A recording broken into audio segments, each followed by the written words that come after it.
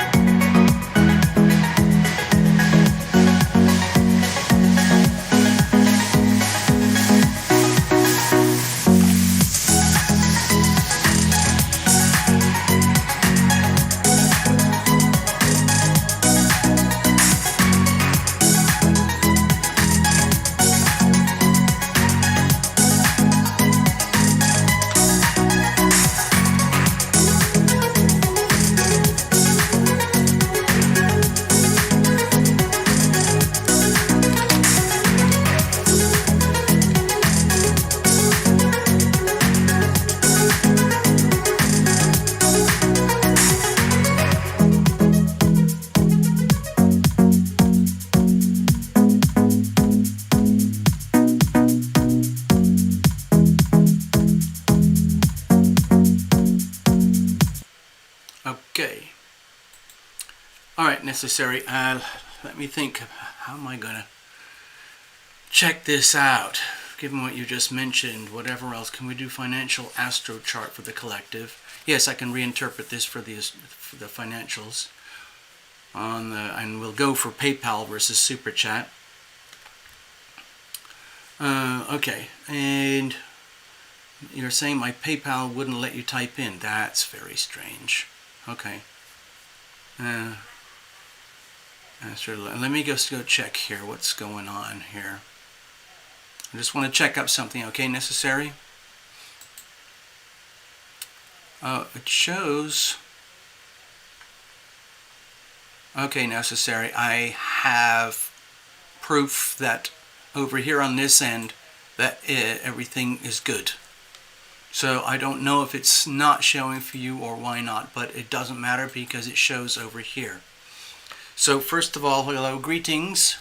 There's a few of us here. It might be a very quiet evening because it's Easter Sunday, and so that's kind of a big deal in America for a lot of the religious folks, and all over the world for the Christian religious folks. Some have already had their Easter. We're having it today. It's Sunday in America. All right, necessary truths. Here we go.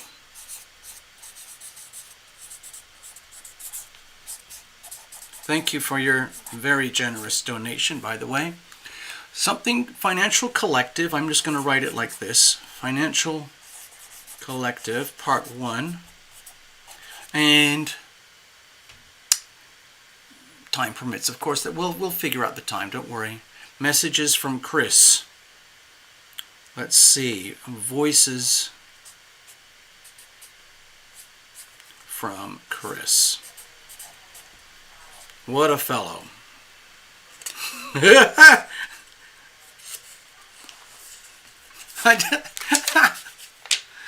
I just had a little, you know, like your invisible friends, your spirit guides are very powerful, necessary truth. And just as I was writing his name there, I felt him appearing over my left shoulder, very, very discreetly, very, very quietly, in a very kind of, I would say, boyish charm kind of manner. And he was trying to kind of give me a nudge, like, I'll see if I can. Basically, he was trying to hint, yep, I'm right here, and I'm ready whenever you are, and we'll do it. We'll do it ad lib, okay? We'll wing it as we go, okay? So he's right there. He's giving me a big thumbs up. Yeah.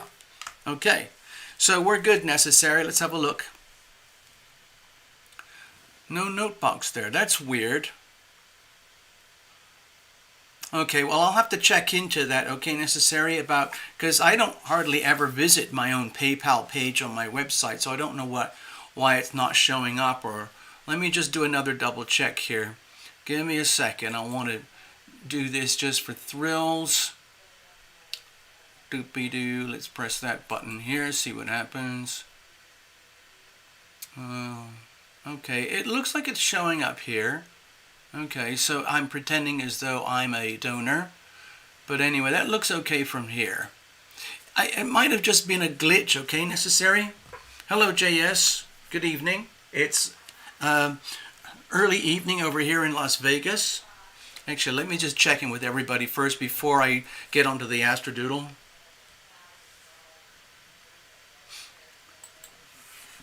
Greetings, this is Terlumination, broadcasting from sunny, warm Las Vegas. Thank you for being here, people. As I wrote in the chat way at the top when we started, I'm amazed that we're even here at all. It's a miracle to me that we can do this. It's a miracle that the channel is still alive. And so I'm very proud and happy about that. I still don't have a plan about what to do next or how. But anyway, we're here now. So, hello JS. Hello Necessary Truth. Well, you've got a double duty reading today. So we'll do that. We'll probably, just for fun, we'll probably spread it out in case we get some other people who want readings. Hello Ivona. I hope your little fairy friend has had a graceful transition to the other side in kitty cat heaven. And I'm sure the little creature was very glad that he found you in his last days. Okay. All right, so it's very, very quiet over here. I think a lot of families are staying at home. I was up since early this morning. I went to my local little cafe, had a cup of coffee, and tried to do some homework, you know, some smartphone emails and things to friends and family. And then it got very busy, and so I gave up my table so that the hostess could fill it up even more. And then I went just down the street to the little donut place so I could get another cup of coffee and just keep going. And after that, I just did a lot of chores, and then here we are today, right now. Give me a second. So, yeah, it looks like there's very few of us. It's possible also that the Terlumination notifications have dwindled down to almost nothing. I don't know how to recover the notifications because It's out of my control at this point. Hello, JS. JS, can you remind us a little bit more about yourself? Type in, like, I'd love to know where you are, your location. I know where Ivona is. Ivona's over there in New Jersey, and Necessary is up there in New York, the Bronx-ish sort of area. JS, where are you? I know you've been here plenty of times. I'm just kind of, I don't carry all the information in my head. Sorry, it's my nose is itchy. It's been very sneezy here lately. Yeah. That was a sad day. That was a sad, sad day. For some reason, it affected me very strongly as well. I don't know, Ivona, I don't know if you gave those little cats any names because they're feral cats, but yeah. Hey, JS, hi. So, Necessary asked if I could kind of do an interpretation for the Financial Collective. As you know, I'm kind of interested in finances myself, partly because I feel like I have so much to learn, so I've had to focus on finances in my life to explain anything and everything that went wrong. You know how you learn by your mistakes. So I have a lot of mistakes. I know an awful lot about what doesn't work. Wow, you knew 12 years. Wow. Wow, that's a long time for a feral cat. Sometimes feral cats don't make it past 4 or 5 years. Wow. Oh. But you've still got other furry friends out there. He wasn't alone, was he? I'm very lucky over here. I'm staying with Love Triber. And Love Triber has 3 beautiful little cats. They're each one very unique, very different. Bonnie is kind of the alpha girl. She is jet black with huge piles of fur, and she's very, let's say, touchy. Very, very touchy, very twitchy, okay? Ferdinand. His name was Ferdinand. Ferdinand the Great. Go Ferdinand. And so there's little Bonnie. She's kind of slender and very twitchy and very fussy and very alert. She has no interest in the great outdoors. She's an indoor cat. And then there's Boo Boo, who is the brother of Bubba. Boo Boo is overweight, and it shows. But he is a total sweetheart. He has a strange kind of curiosity about life. He's curious about all sorts of things, but once he's investigated whatever it is, he kind of goes, okay, I got that, and then he just moves on. And then there's Bubba. Bubba is very expressive. He has very vivid facial expressions and emotions and feelings, and he has bonded to me at my heart center. Bubba and Boo Boo are from the same litter, and it's very normal, it's very common for them to cuddle up together in the sunlight in the early morning, or when it gets chilly in the winter time, they just curl up in a ball together. Let's see, what's that Necessary? You had a feral cat in your house for 1 year. It took him 3 months for him to stop spraying. Calm down and let me. Okay. You're lucky nobody sprays, yeah. Yeah, a spraying cat is, it's not much fun. It's very hard to get rid of that. Earls can teach you a lot about patience and kindness, yes. I do the best I can with these little cats. I love them. Now, JS, are you still here? I am offering mini readings tonight. Usually it says Super Chat on the title of the videos, but it actually works better for me over here if you guys use PayPal. And the thing is, with the PayPal approach, you don't actually have to have a PayPal account. you can just go to either my email and do it there, or sorry, if you have your own PayPal, you can just send it to my email. Okay, and I'll show you over here. Oh, JS, you're in Detroit. Okay. Oh, you know what? Oh, oh, that's right. Yes, you talked about that before. What an interesting combination. Detroit plus retired cop. I bet you have some very serious stories. So, yeah, about the readings tonight, if anyone's interested, I've got 2 readings already lined up here with Necessary Truth. And I've got room for a couple of more readings. And if you actually have your own PayPal account, you can send donations to this email address, alittlebookabout@yahoo.com. And I can collect it that way, and I will get 100% of the donation. If you don't have a PayPal account, you can do this where... Sorry, let me show you. I'll show you. Hold on, let me show you properly. Where you go to the terraillumination.com website and you click the donate page, and it'll take you to a payment processor box, which is almost identical to the super chat box. So you just basically, there's the PayPal box, you put your debit card information, credit card information, put in $10 or something, and then just click OK. And it says if you want to use your PayPal account, you can. But if you don't have one, it doesn't matter. And it's the same thing. It all comes over here to Terra Illumination. So that's 2 ways. Those are the 2 main ways to do it. There is Super Chat. And the Super Chat, they take about 30%. So if you send over $10, they'll take $3 out for Google YouTube. So it's a very expensive way to get your readings. Okay? Okay, hold on. What was that? So we're still talking about the cats. They're such characters. Yes. JS is just living the dream. Retired cop. Yeah. Amazing. I would love to meet up with you.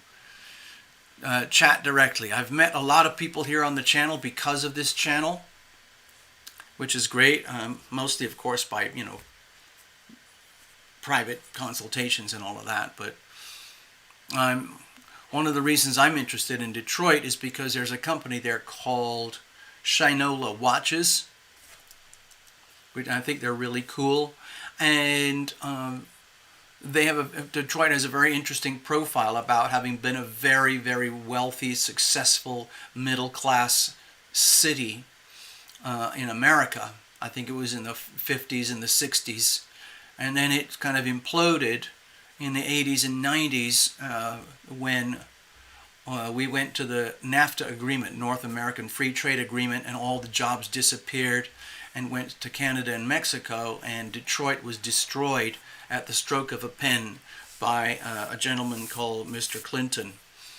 So, anyway, and Detroit has some beautiful property, beautiful homes, beautiful real estate, but because the city kind of imploded, a lot of the buildings were ignored or abandoned, or they became very cheap.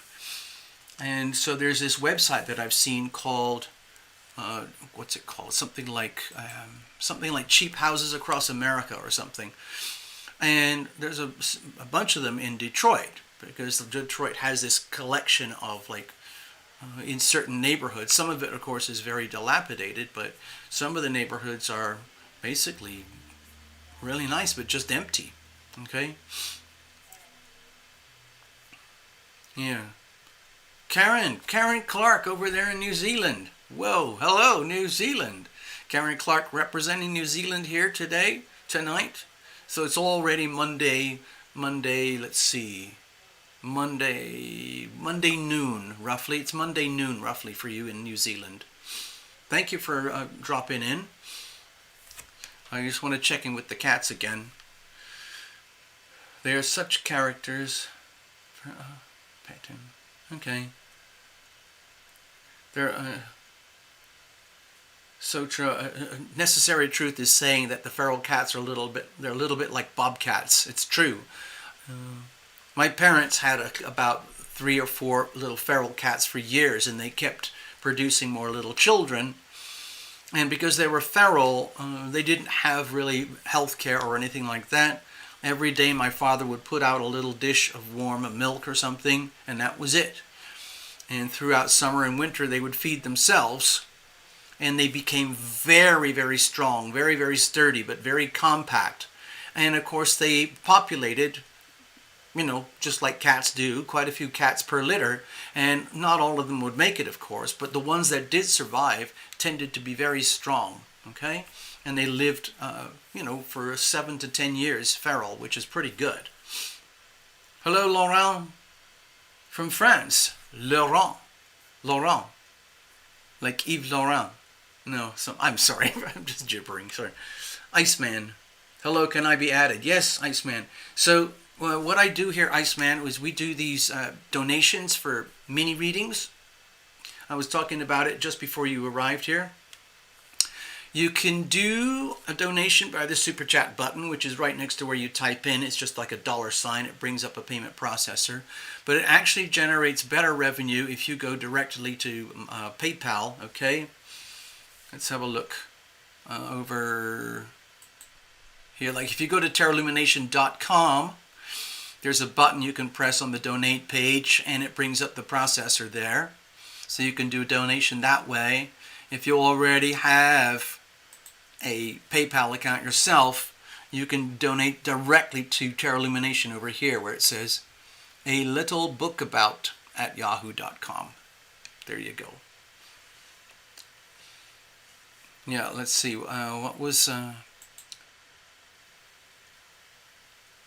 Oh, so I just saw your note there, JS. Yes, you'll email me. Yeah, you can do that through the terraillumination.com website, JS. There's a place where you can just say connect and it'll get to me. Or you can just write straight to that email address right there. It'll get to me. alittlebookabout at yahoo.com. JS, there is so much plight here. Yeah. Yeah. Never recovered. That's kind of what happens in America. This is a good segue to American finances, by the way. Okay? So that was started by Necessary. So Iceman, I hope that made sense. We do mini readings here, and donations are typically $10 or more. Super Chat or PayPal. Hello, Lauren from France. So it must be very late at night there. It must be like, what, 2 o'clock in the morning? 2 o'clock in the morning there in France, right? So, let me go over here for a little bit. Okay, so here we are in the United States. So, JS is over here in Detroit, okay? Michigan. This is the state of Michigan. It's a bit blurry. For some reason, it's not showing up very well here on the camera. Anyway, that's Michigan, and there's Detroit. Many years ago, it used to be a very wealthy, successful, very dynamic town because of all the auto industry. Ford, Chrysler, General Motors, and so on, until it all imploded, and then we had the Asian invasion. Okay? And what tends to happen...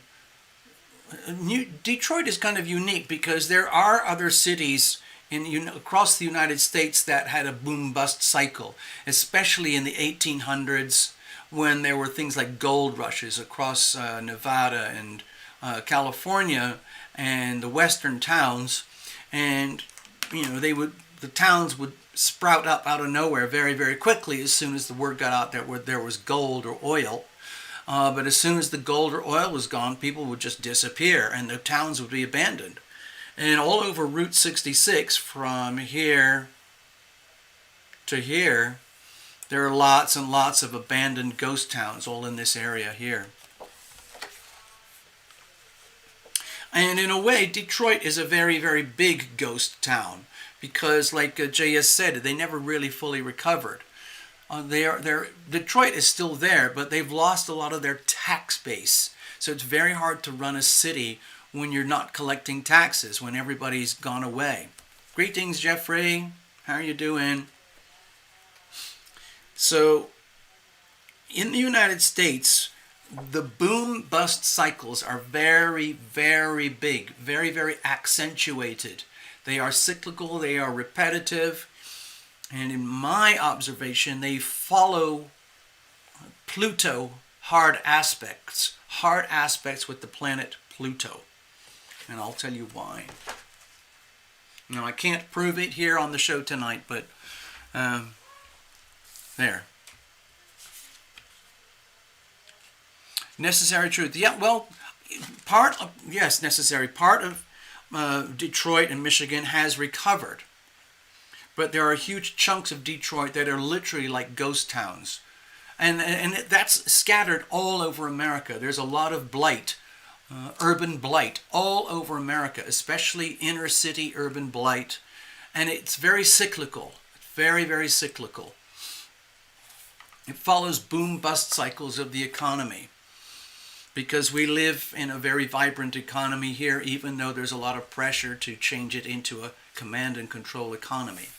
Let me see if I can get a little more detail here for you, necessary. Stay there a second.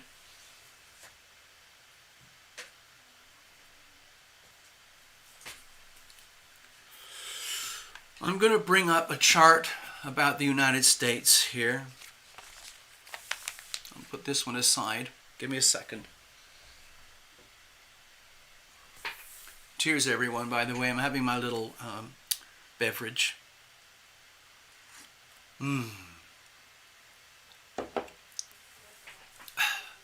So,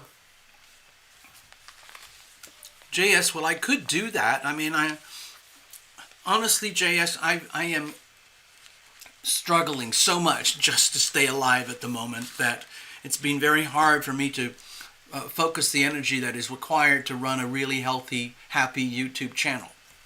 But I'm still here. I'm sort of like, it's like I'm in a coma or something. It's like the channel is in a coma. So, following on from what you were asking, Necessary Truth, here is a very simple astrology map of the United States as we see it today, as birthed on the 4th of July, 1776. And again, I'm not a professional historian or anything, but I am kind of concerned about the United States right now, because we are getting very, very close to the exact moment of a Pluto return, which is about a 250-year cycle. 1776 was roughly 250 years ago, and it takes 250 years for Pluto to do a complete loop, okay? That is the loop. So in 1776, this is what the planets looked like. And here we are about 250 years later. Guess what? Pluto is right here again. And that's what happens if you've heard about astrology or something called the Saturn return. For example, if you've got Saturn in Libra, it would take about 30 years for Saturn to get all the way back to Libra from where you were born, and so on. So roughly every 29 or 30 years, the United States goes through another Saturn return. So that is a cycle. The United States also goes through a 12-year Jupiter return cycle from here to here every 12 years. And it's just an endless swirling geometry, sacred geometry. But every now and again, the sacred geometry lines up in such a way that it's very, very precarious regarding finance, okay? Hey, JS, don't worry, I can still see it. Sometimes the live stream is, 30, 40 minutes, 30 seconds late, a minute late or more, okay? So right now, this is a basic chart of the United States. And as you can see, I'll just do the basics here. It's like with this chart, the way it's written, it's Sagittarius rising here, okay? So instead of the Aries on the horizon like we have here for the universal chart, I'm moving on to the natal chart for the United States. So the United States was born with Pluto in Capricorn about 27 degrees. South Node in Aquarius about, 18 degrees. Uranus and Mars in Gemini in the 7th house, roughly in the middle. And then Sun, Venus, Jupiter, and Mercury all piled up here in the 8th house of Cancer, okay? And then the North Node is up here in Leo. The United States has a Virgo midheaven where there is Neptune in Virgo on the midheaven, and Saturn in Libra in the 11th house. So we could go talking about this for hours and hours and hours in circles, but when you look at the money, I'm just going to jump straight to it. You see this big fat red line here? That happens to sit on the traditional astrological money axis. Typically the 2nd house can represent money, hard money, things like valuables, valuable skills, valuable talents, valuable resources, things like gold, currency. It also includes your value system, the things that you value, and the wealth that you carry. Okay?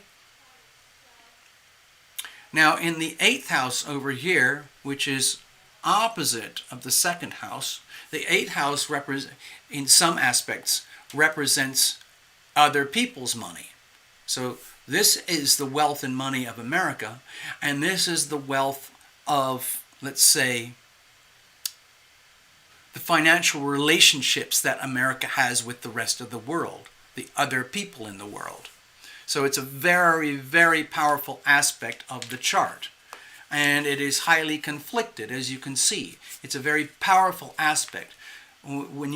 Pluto is directly opposite Mercury.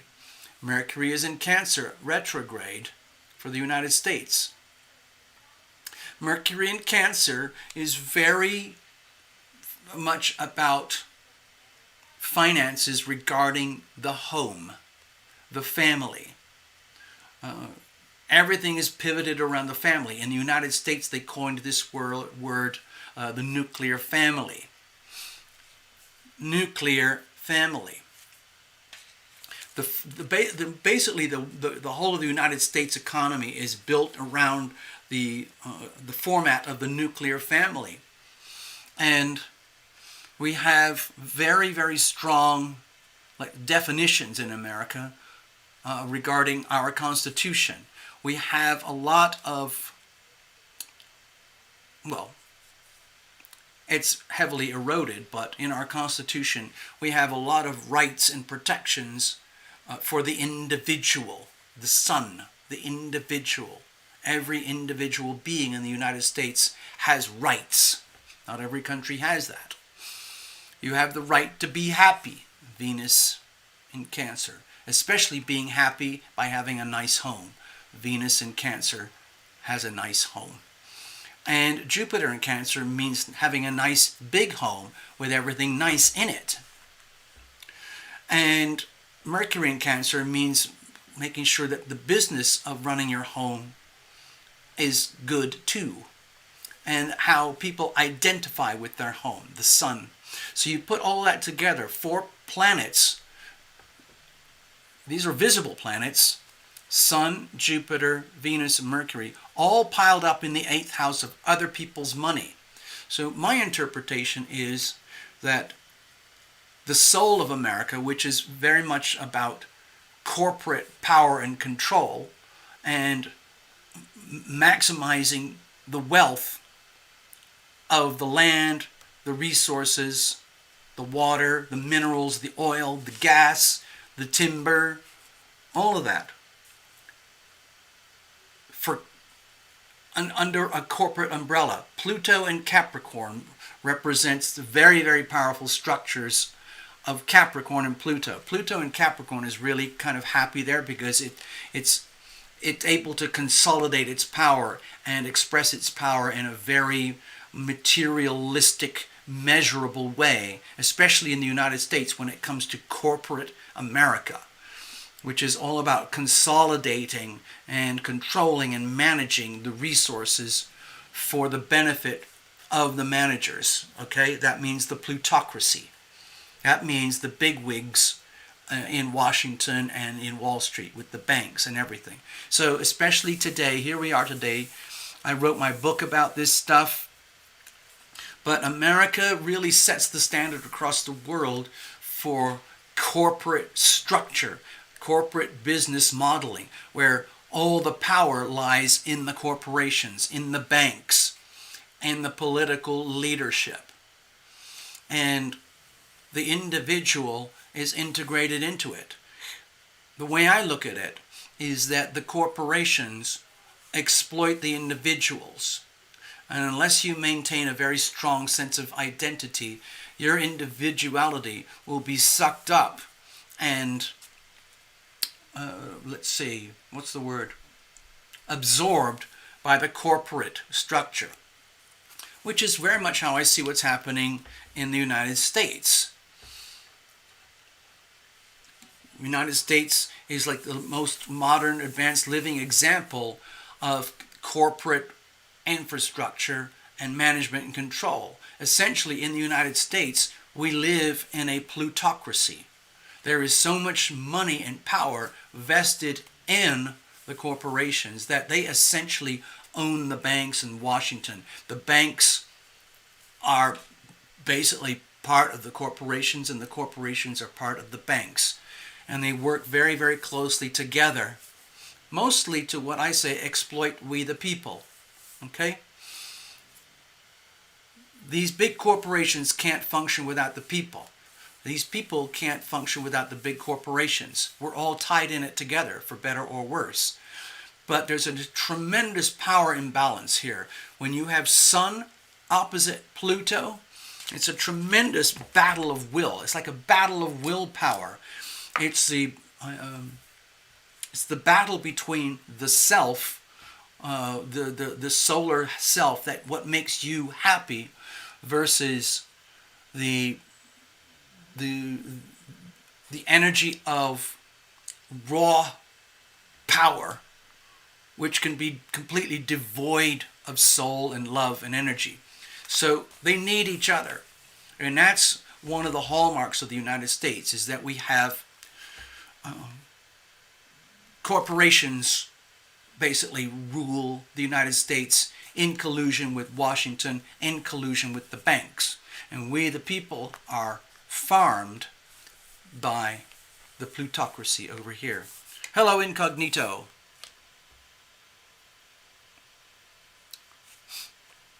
Hey, JS, that's very knowledgeable stuff. We can talk about that. Yes, we'll talk about it over the phone. All right, so in the United States, talking about the financial collective for America, what happens in America with our finances affects the whole of planet Earth. We've talked about this when I used to do my Wednesday shows, but when I was doing those Wednesday shows, a lot of them got shut down and blocked, and it made my channel even worse because I was giving my opinions about how and why we are having the problems that we have in the world today. So I'm very scared to even mention it. But anyway, because I don't want to lose what tiny bits left I have of my channel here. But what happens in America affects the rest of the world, and it's been going on for about at least 250 years. But the United States as an entity, if you think of this as a living thing, it has an identity as represented here in its birth chart, okay? So, JS, you talked about you've lived long enough to see your first Saturn return, and you're hoping to see your second Saturn return, and you're saying the first one did right by you. Honestly, JS, most people have a really rough time on their Saturn return. When people hit age about 29 years old, if you really haven't got it together by then, then you're really going to feel it. You're going to realize you could suffer real depression, sense of failures and loss and fear and shock and horror when you realize, like, oh my God, I've screwed up. And that's very, very common. If you're one of the lucky ones and you made some good, healthy decisions early on, like in your teens and your 20s, then your satin return can be very fulfilling. And then you keep going. The chances are, JS, your second satin return will be fulfilling. That would be around age 59 or 60, something around there. Anyway, what happens here in the United States, as you've noticed, if you have any sense of awareness about planet Earth, what happens here affects the whole of planet Earth. And it's been doing so for the last 250 years. But we're reaching the end of a cycle. And in the United States, this is probably the most important cycle, the birth cycle with the Pluto return. And we're very, very close. Pluto in the heavens right now is at 26 degrees Capricorn. And we're going to be hovering around 26, 25, 26, 27, 28 degrees over the next 3 years. So it's like intense pressure.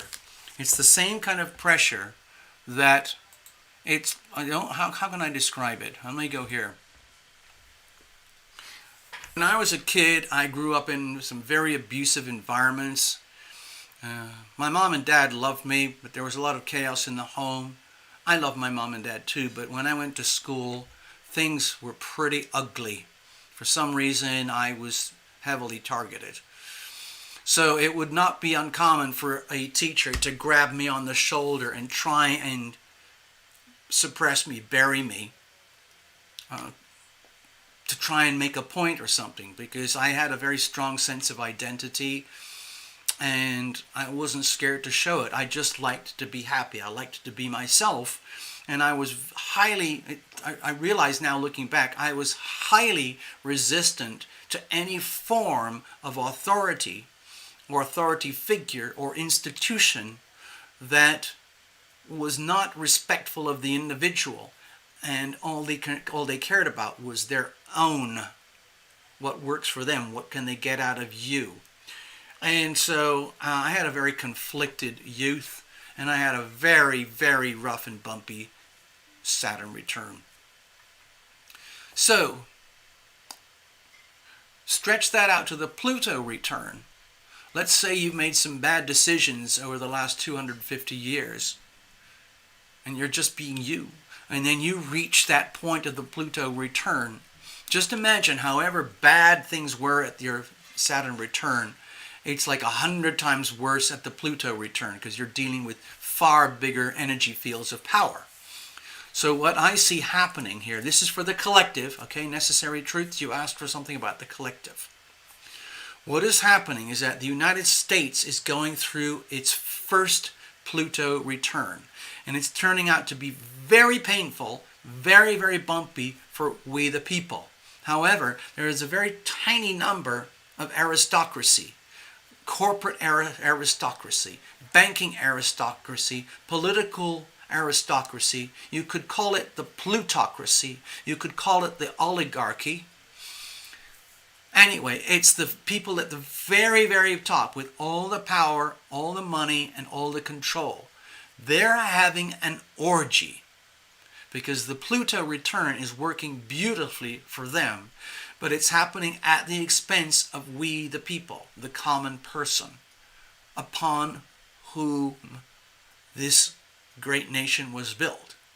But it's been taken too far. From my opinion, what has happened is that the Pluto aspects of the United States character are now being exposed in their full, I would say almost like demonic expression, and at the same time their full glory. Just imagine if you were one of the elites and you were prospering, you were just making bank, serious money over and over and over again, okay? The stock market, through the Federal Reserve, through inflation, through printing money, through power, control, and money at the very, very top. You're just laughing your head off. It's like having literally a drunken orgy. but it's built on the blood and the sweat and the tears of the common person. And in the United States, in general, the common person has been decimated through debt and enslavement to work. Americans in general are very hard-working people. When Americans are employed, they tend to have a very strong work ethic, and they tend to work hard, and they tend to be very productive, and that can be very profitable for the oligarchies, the plutocrats, okay? Kote Monizaga, you're in the jungle. Whoa! In South America. In Peru, right? Okay. So, that's what I see happening. What I see happening here in the United States is exactly what I was sensing about 5 or 6 years ago when I wrote my book, Wealth, Money, Finance, Global Restructuring, January 2020.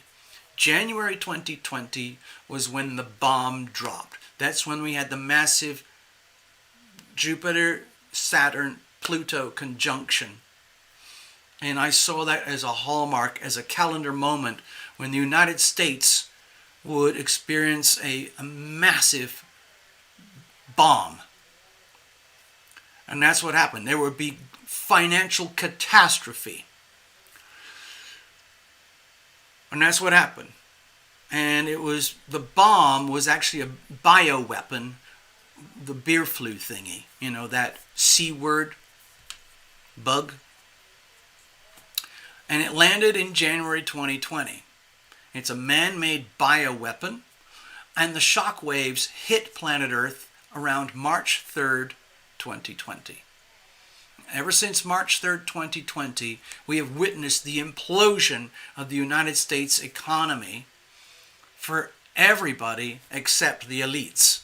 What has happened is everyone who's living in the United States, especially if you carry debt, things like mortgages, car payments, college loans, credit cards, business debt, corporate debt, any kind of debt, you're in deep trouble.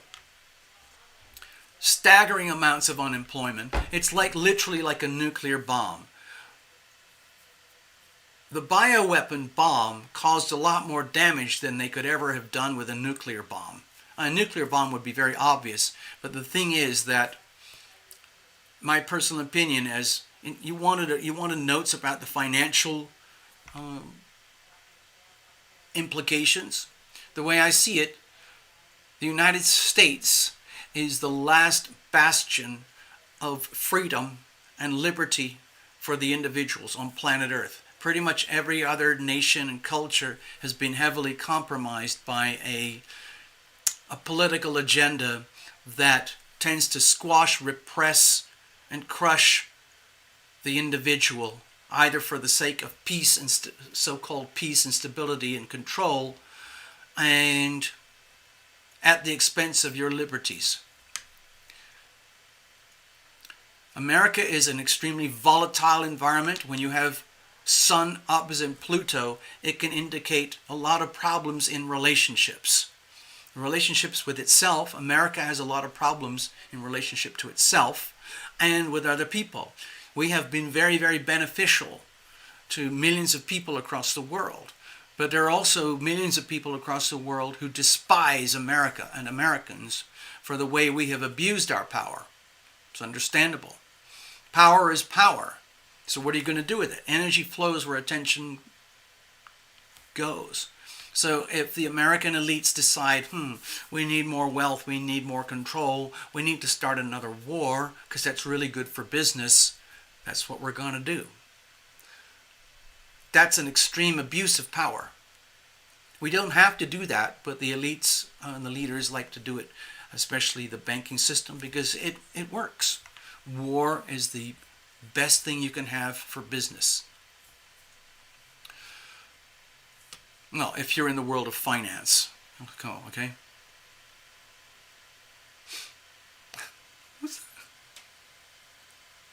Well, hold on. I was just looking at JS's rent. Hold on.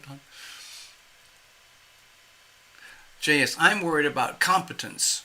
as we reach the Pluto return for America. I'm absolutely scared out of my wits. I want corruption exposed and our broken systems transformed, but I also don't want the country to burn. And JS, okay, my rant is over. Welcome to my TED Talk.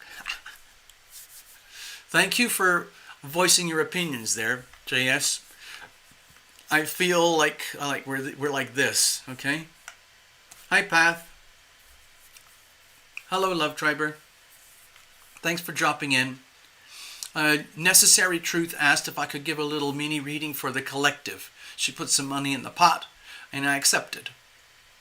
If anyone else wants a mini reading, just put some money in the super chat box or the Tarot Illumination PayPal. I'll show you again over here. If you've got your own PayPal account, you can just go send money directly to Tarot Illumination over here. alittlebookabout@yahoo.com. Okay, you can do that. Or you can just go to the... Excuse me, where am I? Oh, here, I'm on the channel. Ha, ha, ha. You can also go over here to tarotillumination.com and put money in, donate money through the donate page, okay? All right, so let me get on with it again.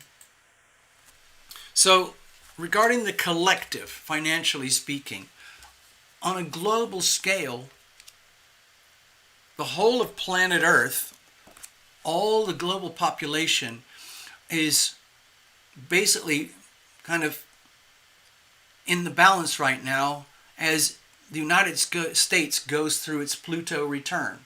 As the United States goes through its Pluto return, it is not, the way I see it is essentially we're going to die. The United States is going to live a virtual death, and then it's going to be reborn into something else, because the United States is still going to be here, but the Pluto return, which is actually going to be happening at the end of 2023, so we have years to go. So it's like we're going to be living under a pressure. I was trying to illustrate the pressure here. When I was a kid, well, I still feel a lot of pressure. I have a very strong Pluto aspects in my own chart, so I'm very aware of Pluto energy. But it's like, have you ever had someone who's trying to restrain you in some way? And let's say you're very angry and you have a right to be angry, but someone doesn't want you to be you. And there's a tremendous pressure on your shoulder or your back, or you're being locked up. You're being held in a vice grip. You are being tied up in zip ties. So you are being rendered powerless. I know what that feeling is like. That's why I feel comfortable comparing it to what's happening in America. The Pluto return, my feeling is that the Pluto return is going to be like an unrelenting pressure over the next few years and all the way through Pluto and Aquarius, roughly for the next 18, 20 years or so. It's a long journey, okay? Just be prepared. It's going to be very turbulent. America as we know it, as America as it was born in 1776, is going to die. It's already collapsing. It's already imploding. The global elites, the New World Order, all of that crowd, I don't want to mention their names, they are salivating in an orgy of destruction as they do everything they can to bring the United States to its knees. That's what they're doing in the financial markets, okay? And as they do so, they are destroying the value and the power and the beauty of the American dollar. And in so doing, they destroy the spirit and the hope and the vitality of the American individuals, Sun in Cancer, Mercury in Cancer, Jupiter in Cancer, Venus in Cancer, of we the people. And what's happening is they're basically having an orgy, feasting on the last remains of we the people. And they're going to try and rebuild it as a new version of America where the Constitution no longer exists, where we the people no longer have any rights, where the Constitution is destroyed. And when that happens, the economy that was designed and built in 1776 will be dead and gone. And instead we will be living in a highly controlled environment. I don't want to use the words. I'm terrified to use the words that I need to use. But if I use them, my channel is going to get flagged even more. But it comes under the energy of totalitarianism, complete command and control, where there is no relation to common sense or a healthy economy. It's just pure command and control, as happens in China and Russia, Venezuela, Zimbabwe, places like Turkey and Greece, every place that you can imagine that has no rights for the individual.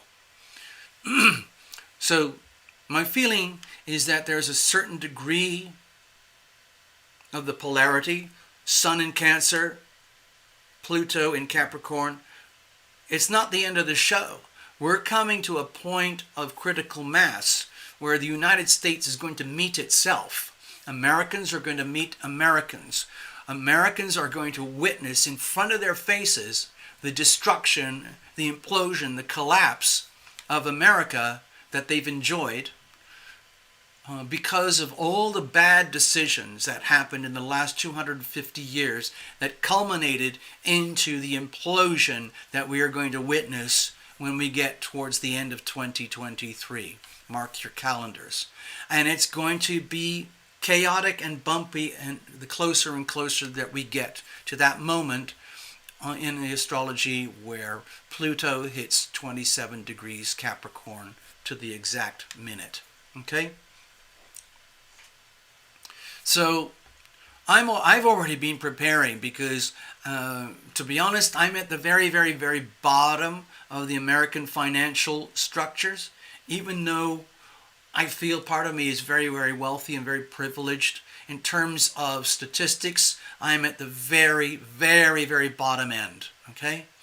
I've had a chance to be up at that end, but when I had my exposure to that end of the economic spectrum, I found things that were very, very perverse and very diseased, just empty of all soul, all love. And so I had to walk away.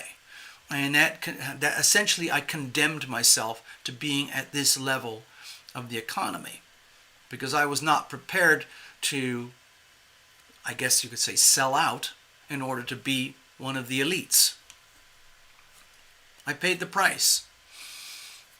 But anyway, now what's going to happen in terms of the financial collective, the United States is imploding. And we're still in the early stages of the implosion. It's been building up since 2008 when Pluto entered Capricorn, but it is going to culminate at the end of 2023. And so over the next few years, we can expect the United States economy to be crushed, pulverized, beaten down to the point where we, the people, are going to lose more and more and more of our power and our rights and our wealth, our individuality, our integrity, our freedom, our liberty, freedom of expression. That is all going to slowly disappear. And at the same time, there's going to be a resistance to that motion because there's a significant element of the United States that loves the original integrity of the United States. And a lot of people across the world look to the United States as the last bastion of hope for what you could call individual rights, freedoms, liberties. So it's going to be very interesting. You have to pick a side. With Pluto, you can't really kind of go, I'll just wait and see what happens. Eventually, you will have to pick a side. And you might just go through all of this completely oblivious to most of it. Most of Americans obviously don't hang out on this channel. It's a very tiny channel with only a small number of people, but at least the people here are aware. But a lot of people are not going to be aware of anything that we talked about. By the time they are aware of it, it's going to be too late, and they will have already lost everything that's so beautiful and dear about this country. It's not over, but things are going to change for sure. But it's not going to happen without a lot of pressure. The pressure is going to be expressed through currency wars. The big currency war is going to be between the United States and China. And things are starting to warm up already. And it's just going to accelerate and get bigger and bigger. A lot of it you will see it now and again in financial headlines, things like cryptocurrency warfares or CBDCs, central bank digital currencies, and things like that. And, the destabilization of the world economy as we go digital, and so on and so on. But like Crypto Teacher says, it's all planned out. And sadly, the plan represents pure evil. And we are all subject to the plan. So how are we going to deal with that? How are we going to rise up? How are we going to protect our money, our privacy, ourselves? Question mark. All right, that's the mini reading for global financials for today. Thank you very much. All right, let's have a look. I'm going to have another sip here.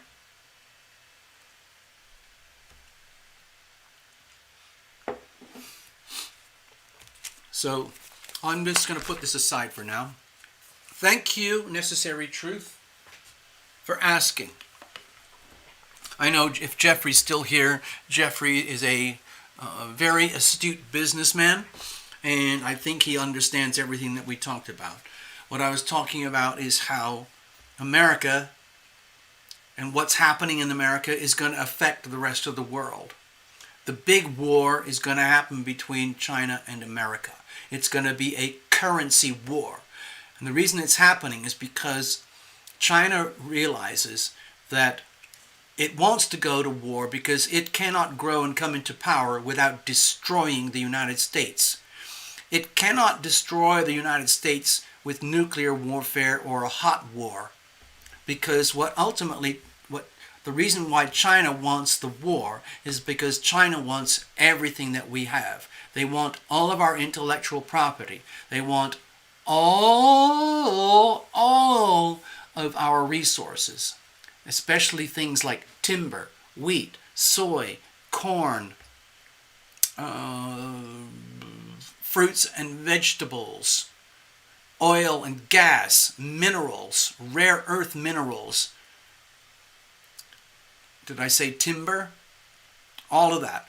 And it wants the farmland. Especially it wants the farmland because they want the Chinese to own all the beef cattle factory farms, the pig farms, the chicken farms, the turkey farms, and the fish farms.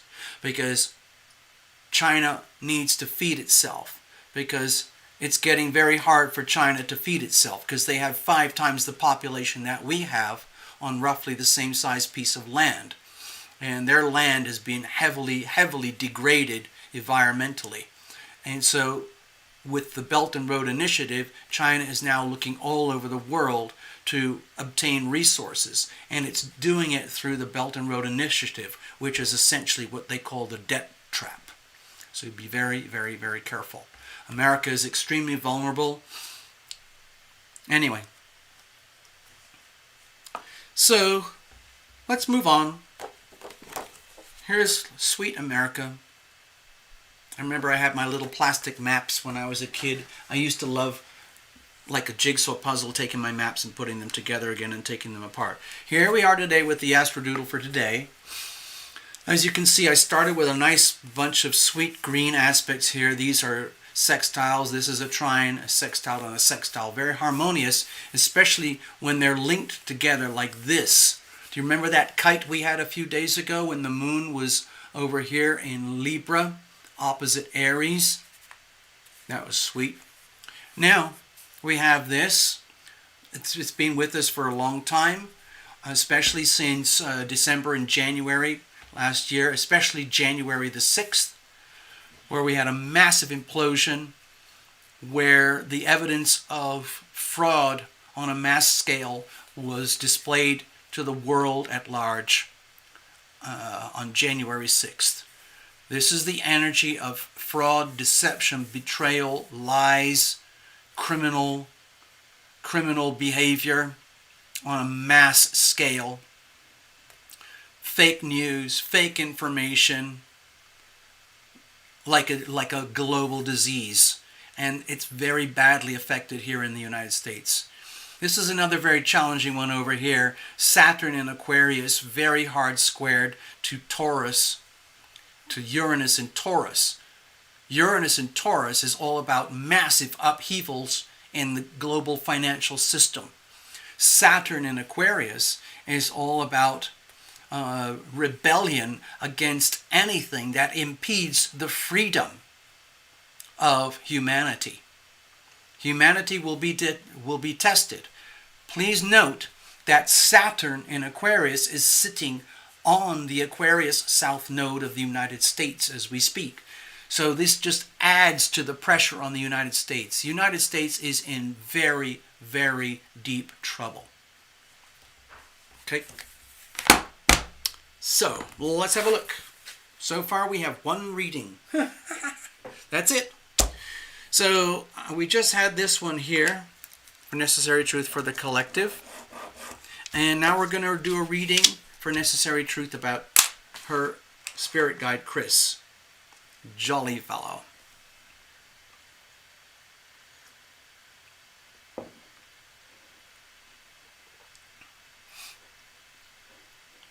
I'll just put this aside.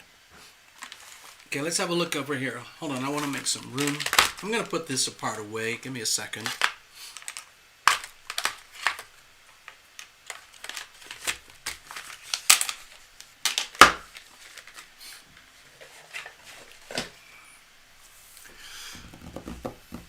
Okay. Okay, Chris, so let's see what's going on, Chris. One of my magic post-it notes fell off here. Hold on.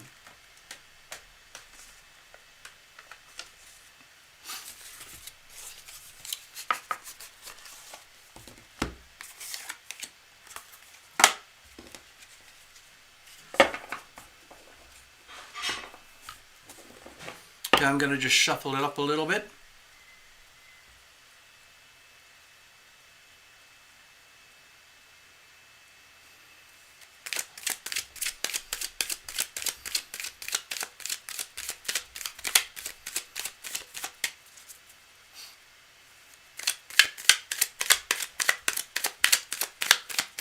Sorry about your laptop, Jeffrey. I guess you could function on phone, or maybe you could plug the charger into the laptop.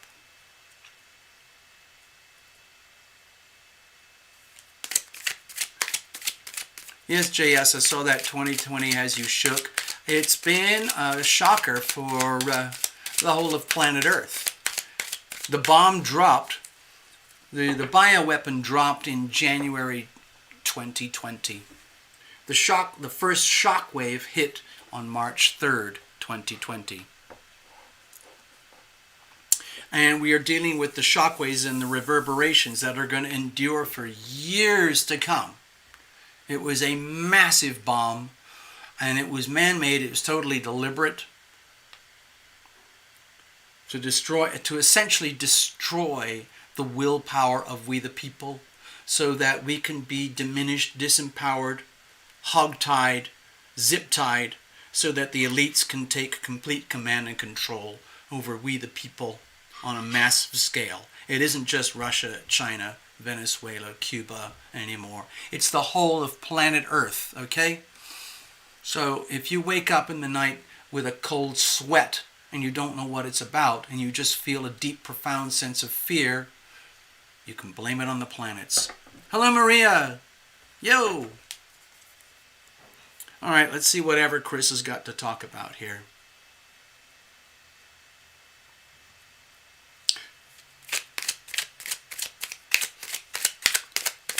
It's funny, like, oh God, this is very strange. Hold on, give me a second here, necessary. I got something for you. This is going to sound very strange. I don't know if you can validate it from your own impressions. But now that we started shuffling for Chris, and Chris is right here, My feeling is that one of the things I first felt, he said something like, "I really like doing this," and he really enjoys being one of your spirit guides. And what I noticed, it was a very kind of,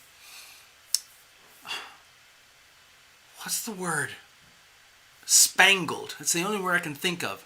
It felt to me like he was wearing an outfit, sort of like a suit or something like that, that had a lot of patterns on it. Not psychedelic, but more controlled. But I kept thinking, well, why would you wear something like that, Chris?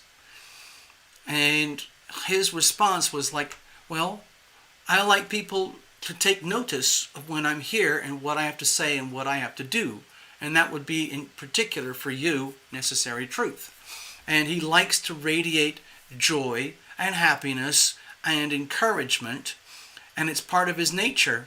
And you know how sometimes Necessary, I've sensed him in his wardrobe, like sometimes he was like in a black tie with a bow tie, and sometimes I don't know, sweats, jumpsuit sweats, and all of that. But I think what he's trying to transmit and communicate is joy and radiance. Okay, that comes from his personal essence and how he likes to try and share that and propagate that outwards.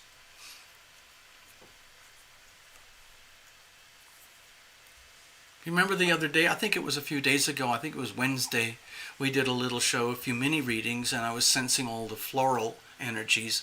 And one of the girls who was getting a reading admitted, yes, I'm sitting on a very floral, ornate, floral pattern blanket. Anyway, so these things happen. It's just like when we pick up the energy of the pets or the animals. Anyway. And clown shoes. Yes. All right. Give me a sip here.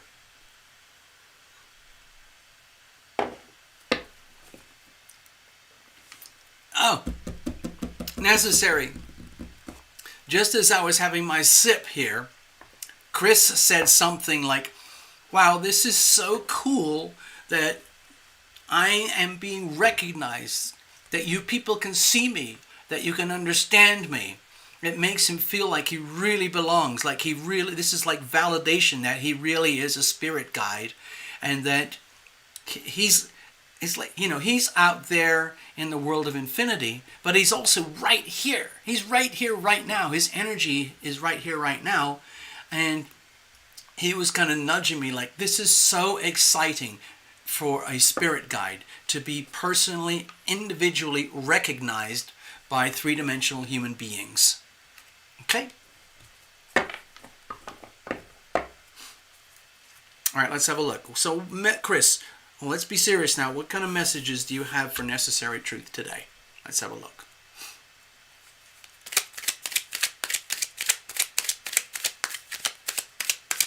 Chris is also saying, by the way, there are lots of us here. There are lots of spirit guides here tonight, right now, who are all kind of lining up, basically saying like, I want to be recognized too. Recognize me too. But it's like Chris is speaking for all of them. Chris is saying, please understand, Necessary Truth, that I am kind of dedicated to you as a spirit guide, but there are lots of spirit guides here right now tonight on the show who are, I guess, belong to other people here who share and so on. And they're very, very happy to be here, to have this kind of bizarre little vortex that we have here for their energy to be transmitted like a portal. Like the Tarot Illumination channel is sort of like a portal through which spirit energy, the healing power of love, can be transmitted back here onto Earth in three-dimensional physical reality.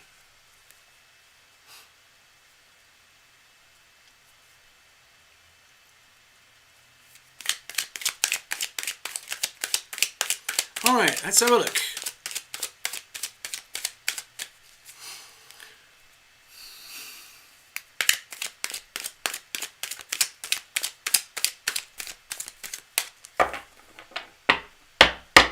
Okay, we are shuffled. Now I'm just going to cut it up. I'm just using the same old spread that I do. This is the Tarot Illumination Situational Spread. It's a powerful diagnostic tool. Here's the situation. Here's the challenges. Here's how we're going to handle it. And let's have a look at the weather. Now, as you know, I like to blame everything on the planets, good and bad. And I like to allocate this card as representation of the collective energy around us right now. And how does that relate to you personally, necessary? So we have here the Six of Pentacles. Okay? So let's turn to the subject of money. I think, let's just say, I don't want to say word for word that I'm speaking for Chris right now. I'm just going to deliver the message like I would like a regular reading. And let's say that Chris is the source. Okay? I think what Chris is hinting at here for you, necessary, is that it's very, very important for you right now to pay close attention to finances. Your personal finances, the subject of finances in general, like as a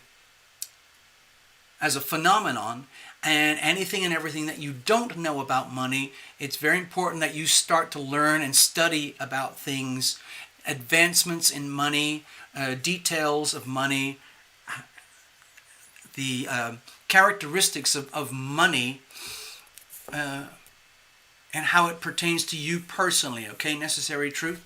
Because it looks to me like in some ways you're very vulnerable, because money is a part of your world like it is for everybody. But what Chris is, I think what's happening here with the Six of Pentacles, it's very important about the ebb and flow of money, the balance of money. How does money come into your life? Where does it come from? What is the energy of that money? Is it an honest source of money? Is it a source of money that is received through a lot of pain and grief in such a way that I would like, let's pretend you're necessary truth, I'm necessary truth, like, oh gosh, I wish I didn't have to earn my money this way. And then the other part here is like, okay, once you got your money, what are you going to do with your money? Like there's, at least like, it's almost like accounting when you have, what's it called?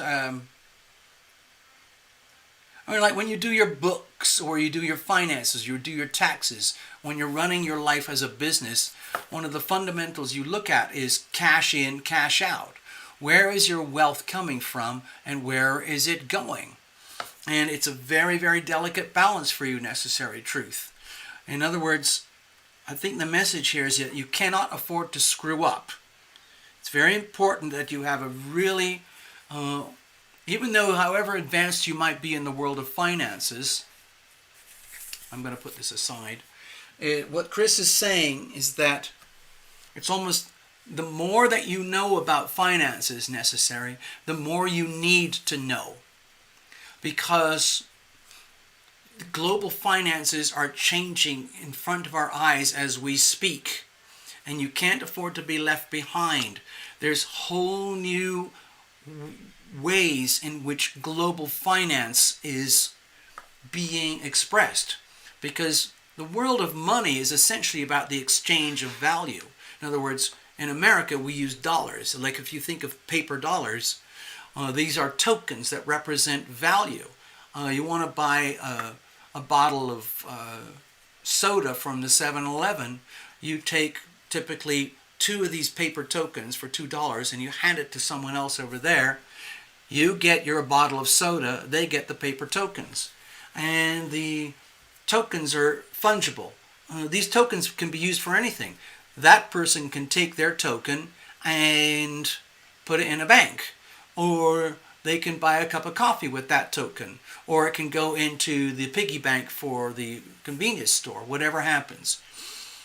So I think what Chris is hinting at here is that the world of global finance is becoming more complex and more multi-layered, and whatever you need to know, necessary truth, you need to start finding out about it so that you don't get hurt by the things that you don't know. It's a balancing act. Cash in, cash out. Making sure that you've got the money coming in, however you do that, and however the money is going out, that has to remain in balance. And you cannot afford to let yourself be exploited in any way, shape, or form. And you cannot be overly generous with your money simply because you have natural wealth and abundance. Because if you just inadvertently do the wrong thing at the wrong time for the wrong reasons, it's almost like you could lose it all. And then you end up giving all your money or losing all your money somewhere else. So it's a very delicate balancing act. It happens in the global markets. Sometimes the more money you have, the more dangerous things become. I was reading an article today about this multi-billionaire Chinese fund manager. Maybe he was Korean or Japanese, I can't remember. But he had a very highly leveraged fund for about $20 billion. And the leverage came from Credit Suisse, Deutsche Bank, and another big bank. And they did some math on the account, and they realized this is going to go very bad very soon. So those three big creditors called in their account, and they called back their money because they knew that this fellow was going to go bust. So they called in all the money, and according to the contract, he had to pay it back. So essentially, his $20 billion fund was liquidated overnight. Kerblam. Just like that. That's rags to riches. That's a very plutonic story, okay? So Chris is kind of hinting, dear necessary, be careful. Be very careful. You don't want to be a rags to riches story and then riches to rags. It's important to find the balancing point. And to find the balancing point, it means you're going to have to increase your studies and learnings and knowledge and wisdom about money and what it really is. Where does it come from? How do you get it? What do you do with it when you have it? Otherwise, you could end up very vulnerable. So be careful.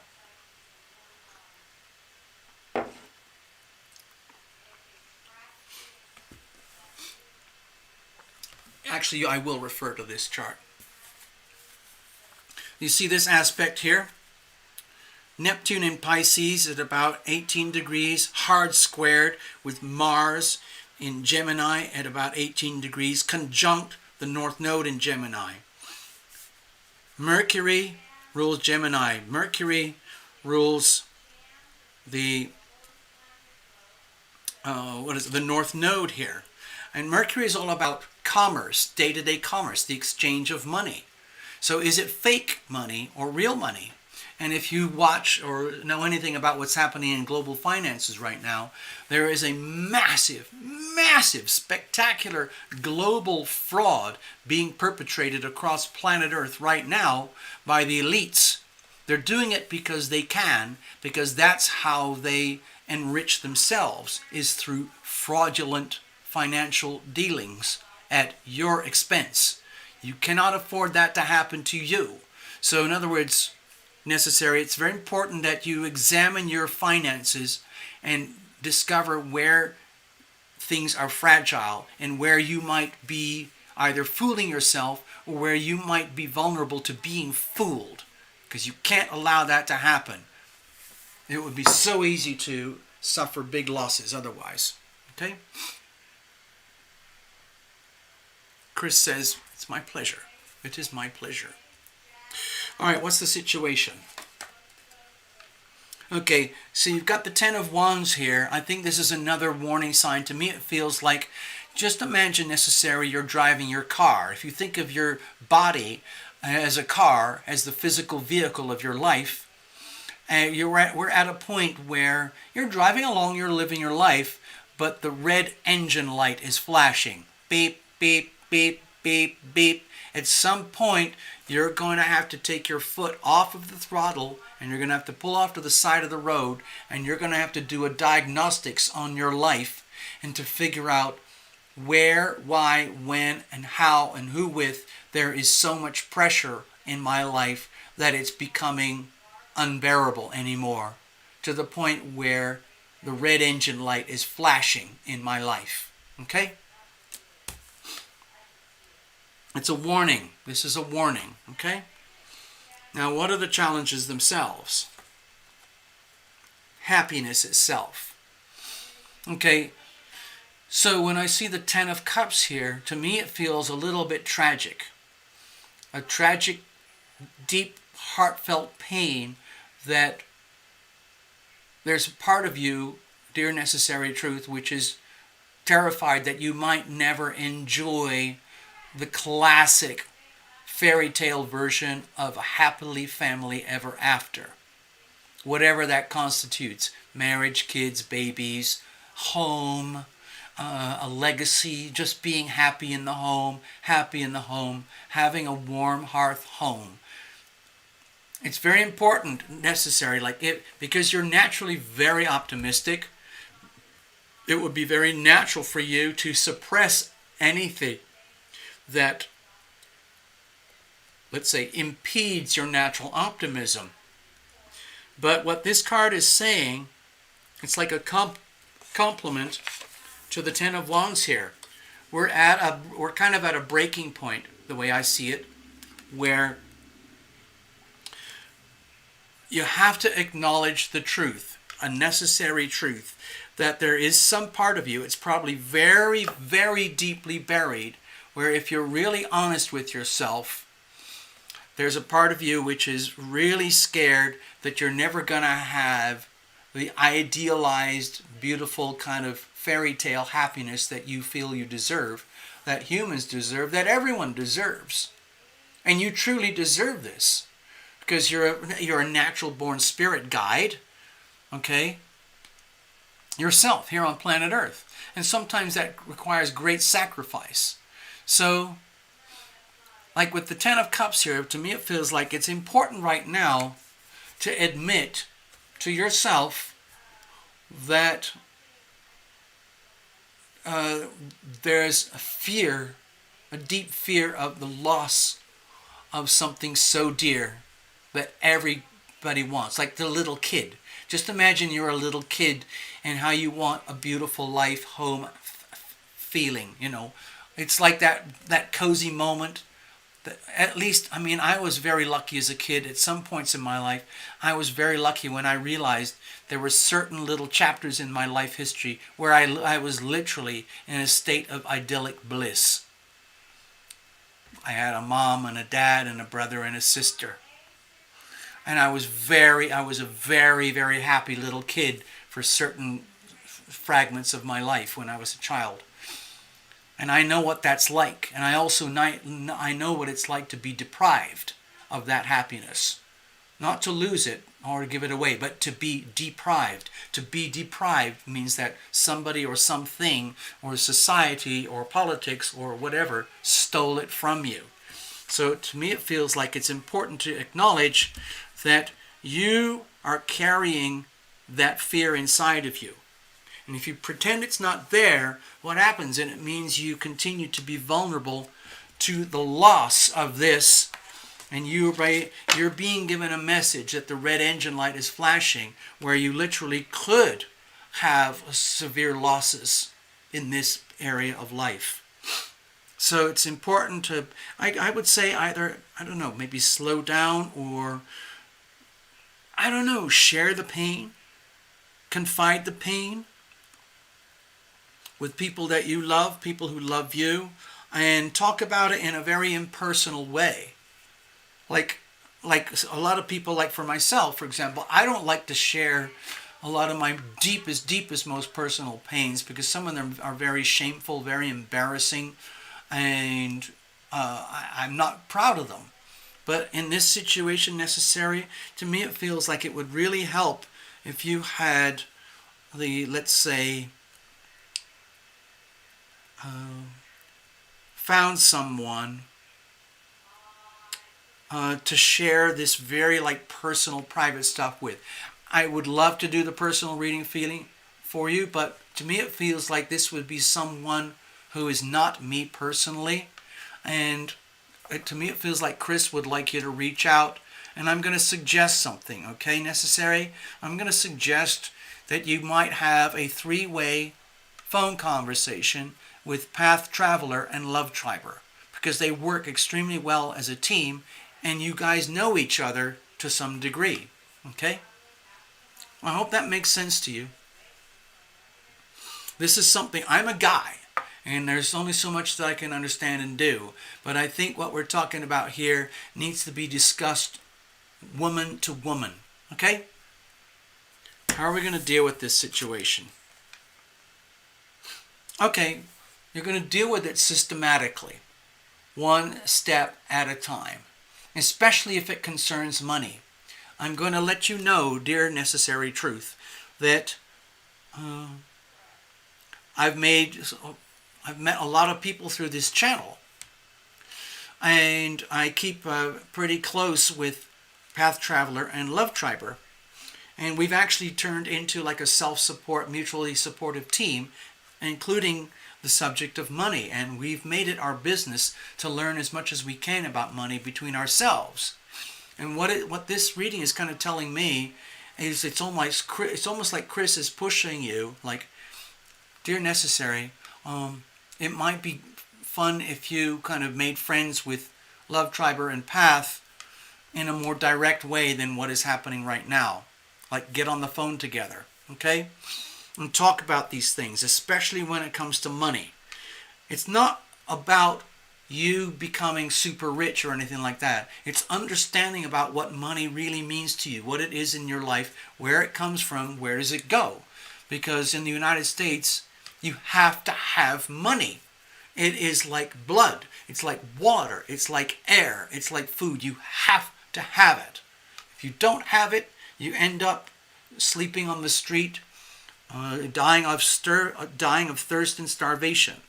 So it looks to me like what Chris is saying here is it's time to get deeper into concepts and understanding about money, and turn it into a long-term approach. It's not like this is a problem that you're going to solve overnight. With the 8 of Pentacles, it looks like a long-term investment program in terms of advancing your own knowledge and wisdom and experience and capabilities with finance, with money, with wealth.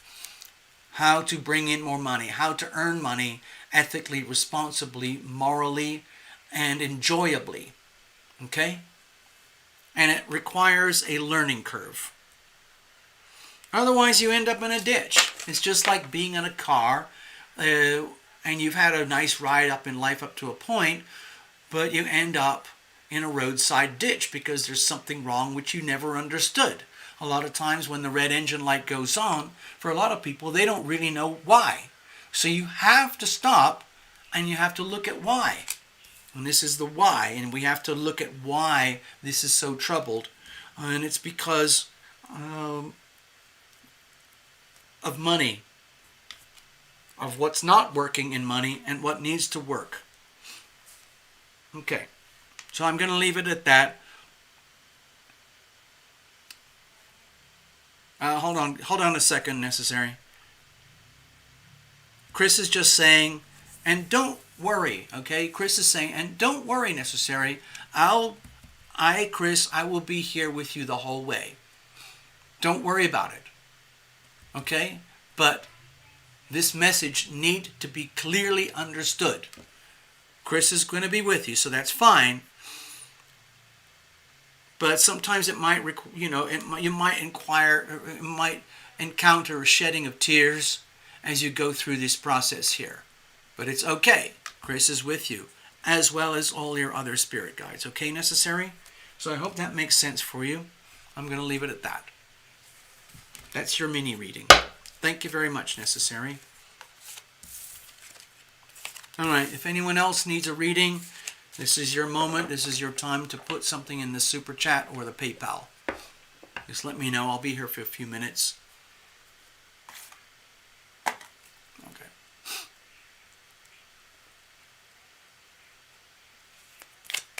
Hey, Fritalee, what's up? How are you doing?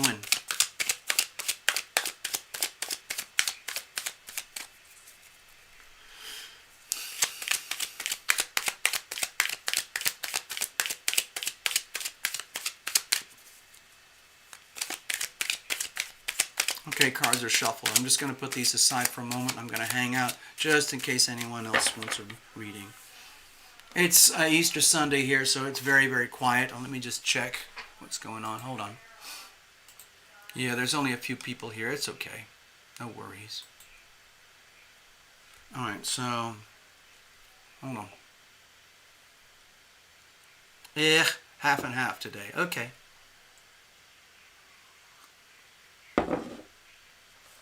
Well, I don't know about you, but I'm very, very sensitive to some of the ways the planets move. And right now, the moon is conjunct Pluto, 26 degrees Capricorn.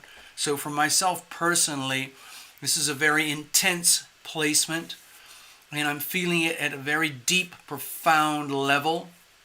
It would look like I'm just living an ordinary another day in my life, but this is a very profound moment for me personally.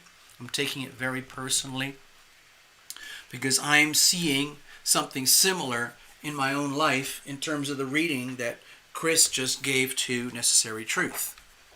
Okay?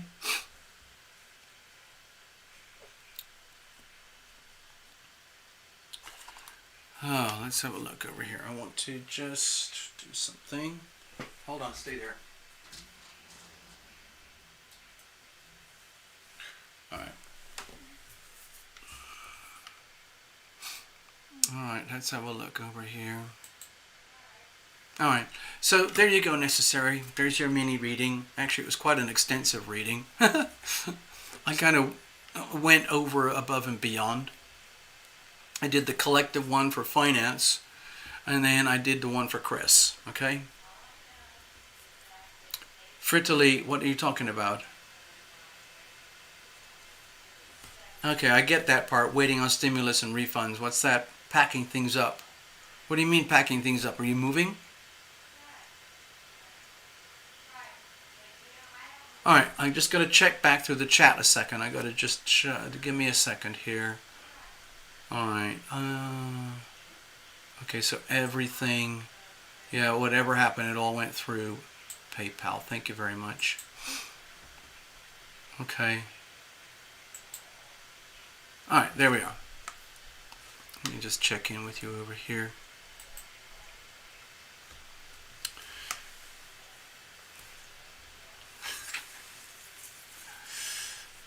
Cheers, everybody.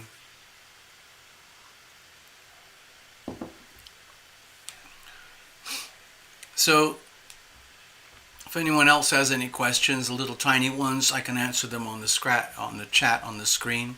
We'll do that. And if there's no more requests for mini readings, we'll kind of wrap it up in a minute or two, okay? In a little while. But I just want to hang out for a bit because this is kind of my fun thing that I do on Sunday nights, is hanging out with you guys. So I'm just going to keep the chat open and hang out with you, okay? So let's have a look. I was reading from Fritalee about packing. Yeah, so Fritalee, packing up. Sounds like you're moving. Path Traveler, cheers. Hello to Path Traveler in Kentucky. I think Jeffrey disappeared because his computer went, the electricity, the battery died or something. Jeffrey's over in Texas. Fritalee's over there on the East Coast. Necessary's over there near the Bronx. JS, hello JS. Who else did I say hello to earlier? JS. JS, if you're still here, again, write in, go to my email there, alittlebookabout@yahoo. Type in, get in touch with me, and we'll follow up, okay? I definitely wanted to chat personally about Detroit. Okay? JS, I just saw your note here. It feels like it's time to empty the bank account and put the cash under the mattress. Yeah, I know what you're talking about. So, Basically buy some Bitcoin and buckle up. Oh, JS, you need to hang out with us because there's, I have I'm trying to learn about finance myself. I've helped a lot of people, understand their own finances, even though I'm not an expert myself. I've made some huge mistakes. I know what it's like to fail and to let down a client, because I actually had a client once. And we did some very advanced stuff, but if you don't know what you're doing, you can lose it all. And I lost it all. It wasn't necessarily my fault, but it was my fault because I was not aware of the dangers. It happened around 2012, during the time of the Fukushima nuclear reactor disaster in Japan. And I was growing some money for a friend of mine. And I was doing it in a very kind of assertive way, and it was going really well until the Fukushima disaster happened, and it caused chaos in the global markets. I remember the day very clearly. Hundreds of billions of dollars were lost overnight, within a few hours, because of the Fukushima nuclear disaster. And I was one of the people that got hurt, and I lost the money for the client. They forgave me because it was a natural disaster, but it was still a very shocking, shameful, embarrassing situation. Hello, Love Triber. Hello, Ivona. Hello, JS. Okay, so we're going to follow up. Let me just get back over here. Let me just check with your notes for Italy. Hold on. Hold on. Wait a minute. I got slowly packing. Path is tired tonight. Did a lot of cleaning in the basement. Okay. For Italy, your mother was coerced into signing over power of attorney. Uh-oh, that doesn't sound good. They want to sell the condo and kick me out because my mother has to stay at the facility long term. Oh my God, it's that kind of end of life stuff where, like, if you're over 60 or something, where these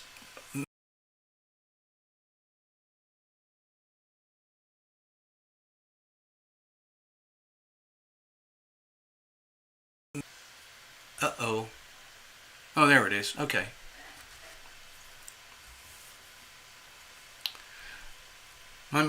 Your mother was coerced into signing over power of attorney. Oh, that sounds really, really dangerous. They want to sell the condo, kick you out because your mother has to stay in a facility long term. She's trying to get a lawyer from on an agency to revoke that. You don't have a vehicle I can use, and you don't know where you'll end up. Oh my gosh. Oh my God, it sounds like your mom got played. Oh my gosh. Woof. Man, it's very scary how some of these health insurance companies and different corporations that are supposedly supposed to be looking after you, what they're trying to do is gouge you and gorge on whatever leftovers you have. They're trying to take your money, your property, your rights, everything. It's no mercy. I'm very sorry for Italy. This sounds really bad.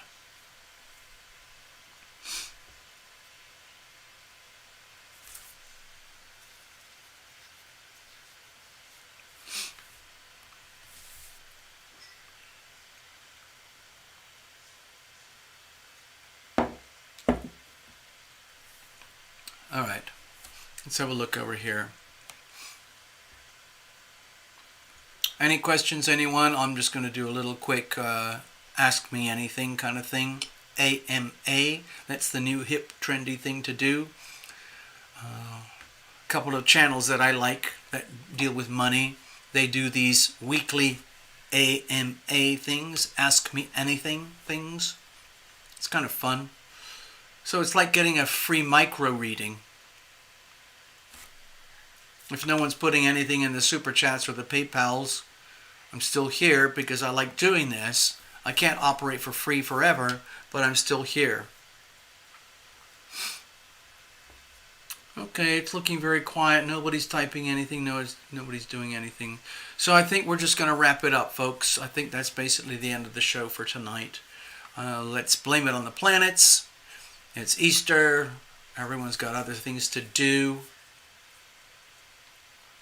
And I'll see you guys soon, okay? It's been a pleasure hanging out.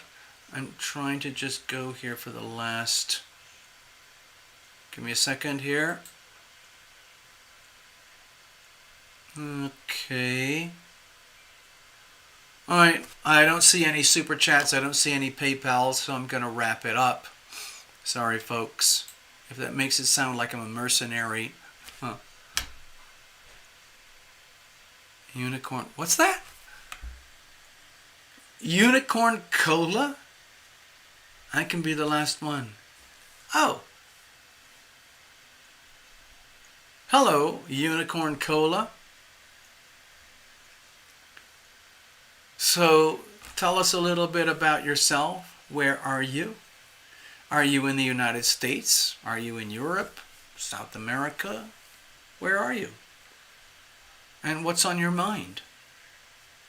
Unicorn Cola. I've never seen that name before. I'm pretty sure you've never been here before. Good night, Path. Take it easy. We'll catch up soon. I'm just going to hang out with Unicorn Cola for a few moments.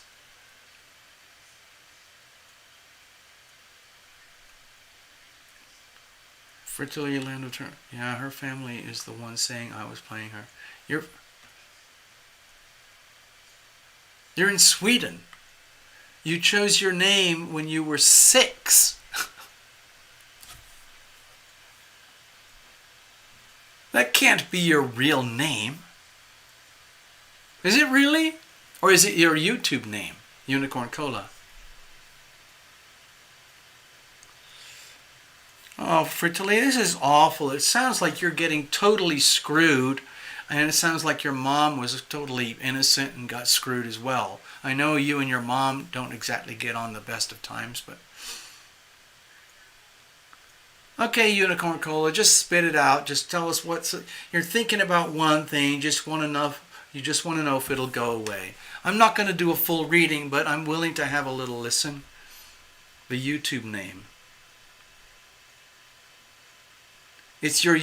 Okay, Unicorn Cola is your YouTube name. Okay. And you chose that when you were 6. You're talking about when you were 6 years old? And you're in Sweden? I mean, YouTube is only about 10 or 15 years old, so you can't be much more than, let's see, 20... 18, 19, 20, 21, 22.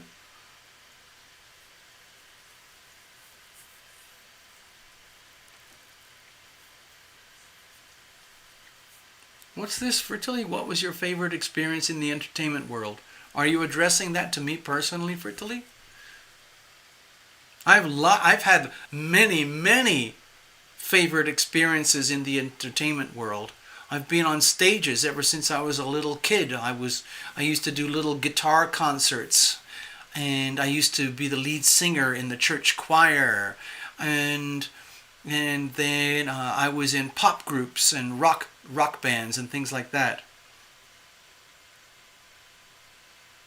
Okay, Unicorn. Okay, I got it right. So you're 18 years old, and you can't say the thing you're thinking about because it's very private. Okay, and you're wondering if it'll go away. Okay.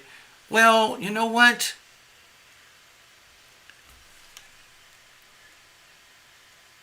Hold on a second, Unicorn Cola. Hold on.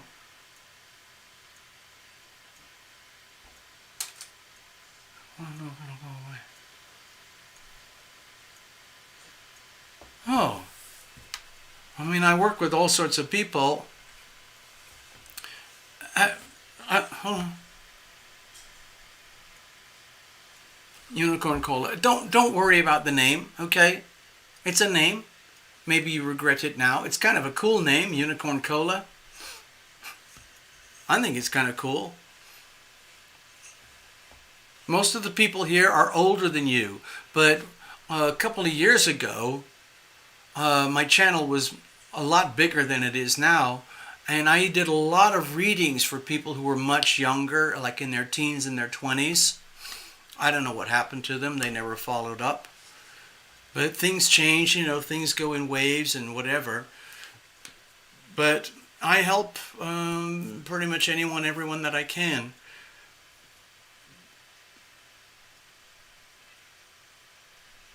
If you want to, dear Unicorn Cola, I'm in a kind of a very strange space myself with my channel. What am I doing? Why am I doing it? Why am I here? What am I going to do going forward?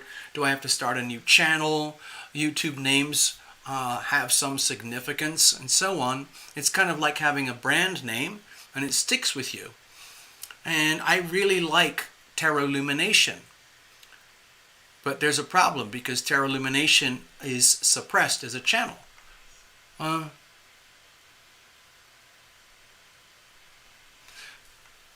So, dear Unicorn Cola, what I'd like to do is I'd like to invite you to write to me at the email address over here. Okay, I'm going to show you.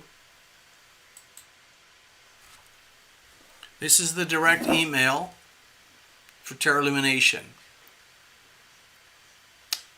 alittlebookabout@yahoo.com. And if you're not used to all this stuff, I'll give you a complimentary mini micro reading, okay? And we can do it in private. I have my Zoom systems, so you can say anything. You can talk about anything. And I'm used to dealing with some very, very heavy stuff. So don't worry about it, whatever it is, okay? So I'm just sending that as an invitation to you. I don't do that with everybody or for everybody, but I think because of your unique situation, and the fact that you had the courage to type in here today, please, I'm inviting you. Write to alittlebookabout@yahoo.com. I will respond and I'll see if I can help. It'll be something very simple, very sweet and short, but I'd like to help out, okay? Next up, we have Karen Clark. Okay, Karen, let's do this. Thank you for your kindness and generosity. Everybody, we just had a super chat from Karen Clark over there in New Zealand. It's about lunchtime in New Zealand, or, well, early afternoon. So we're going to do a mini reading for Karen Clark. Dear Karen, if you want, I'll do a blind reading. Otherwise, if you have a particular subject, we've done quite a few readings before already, so I know a little bit about what's going on there. I know you're a very capable businesswoman, and you are a mother and a householder, and you have a lot of responsibilities on your shoulder. And I know that New Zealand has been in like a complete lockdown for over almost a year now.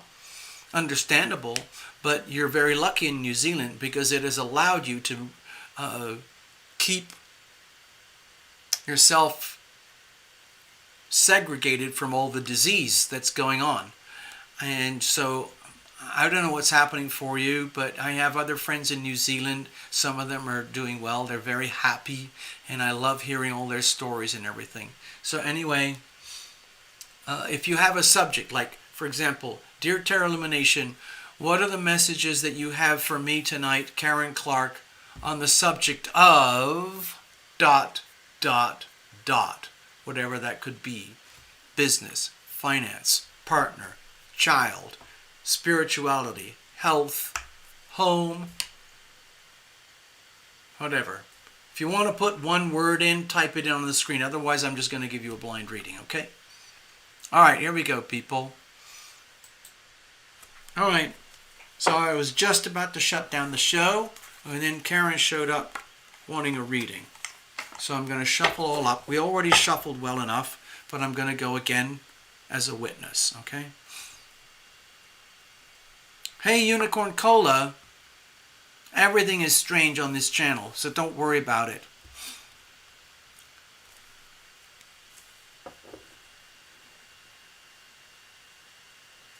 Okay, don't worry, okay. Don't worry about it. I'm not going to say anything on the show. Don't worry. I'm not going to do anything in public, okay? Take care.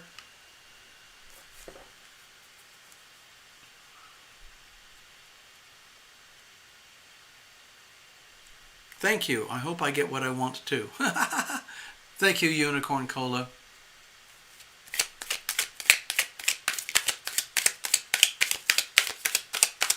All right, Karen, let's see what's up with Karen over there in New Zealand. Gosh, I love your country. I've been to your country a few times now, and I've traveled quite a lot there now. Karen wants the word business. Okay, business. Let's have a look at business. So what kind of messages do we have for Karen over there in New Zealand regarding business? Give me a second. I'm going to put this aside. I'm going to get another refreshment here.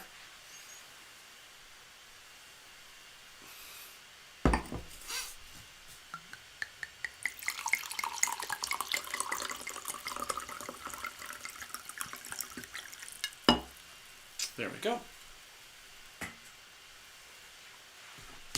Now, for the few people who are here tonight, in case you're not aware, Karen is a businesswoman. She is kind of a, what's the word I'm looking for? A representative of the artisanal crafts in her region of New Zealand, including Maori crafts. Maori are an Aboriginal population. They are as much part of the New Zealand population as the white settlers from 150 years ago.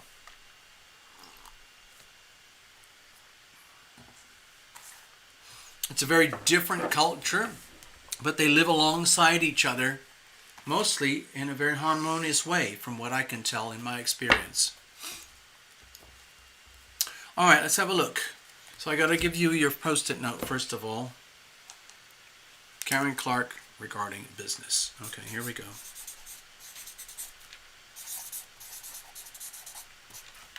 I'm going to just put business here.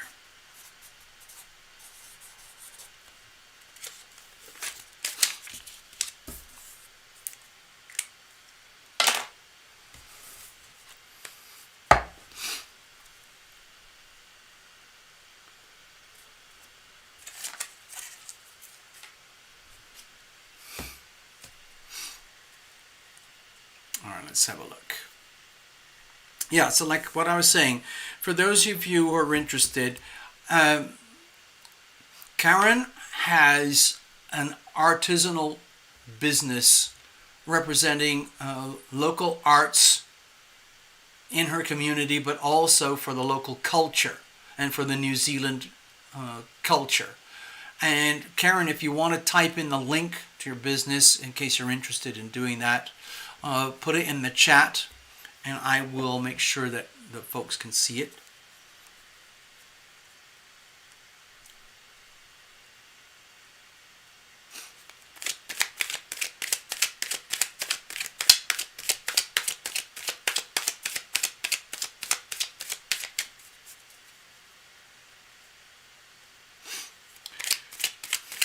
Okay, what messages do we have here today for Karen Clark over there in beautiful New Zealand regarding the subject of her business?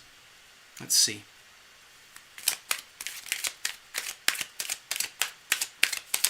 By the way, Mona, if you're out there, Mona Bjerknes over there in Norway, I'm running a show right now. It is happening live, and I owe you a reading, Mona, in case you can hear me. All right. All right, Karen, back to you. I'm just going to use the same old spread like I do. It's Tarot Illumination Situational Spread. A couple of years ago when I used to do like 40 videos a month, I have a special collection of my own spreads that I use, and I can do those in private readings, but I get a lot of work done just with the very simple spread that I use now. Okay, Karen, regarding business, let's have a look. Let's just get serious now. Here is the situation. Here's the challenges. here's how we're going to handle it. And let's look at the weather for you. I am going to reference the charts again, but I want to see the card first, okay? Okay. Now, you know, this is the Lover's card. Some people see it as the card. Oh, this is the Two of Cups. So, it's funny, interesting, when you look at the Lover's card and you look at the Two of Cups, you'll see why I stumbled. So the Two of Cups, it makes me feel as though there's a big question mark on top of your business right now.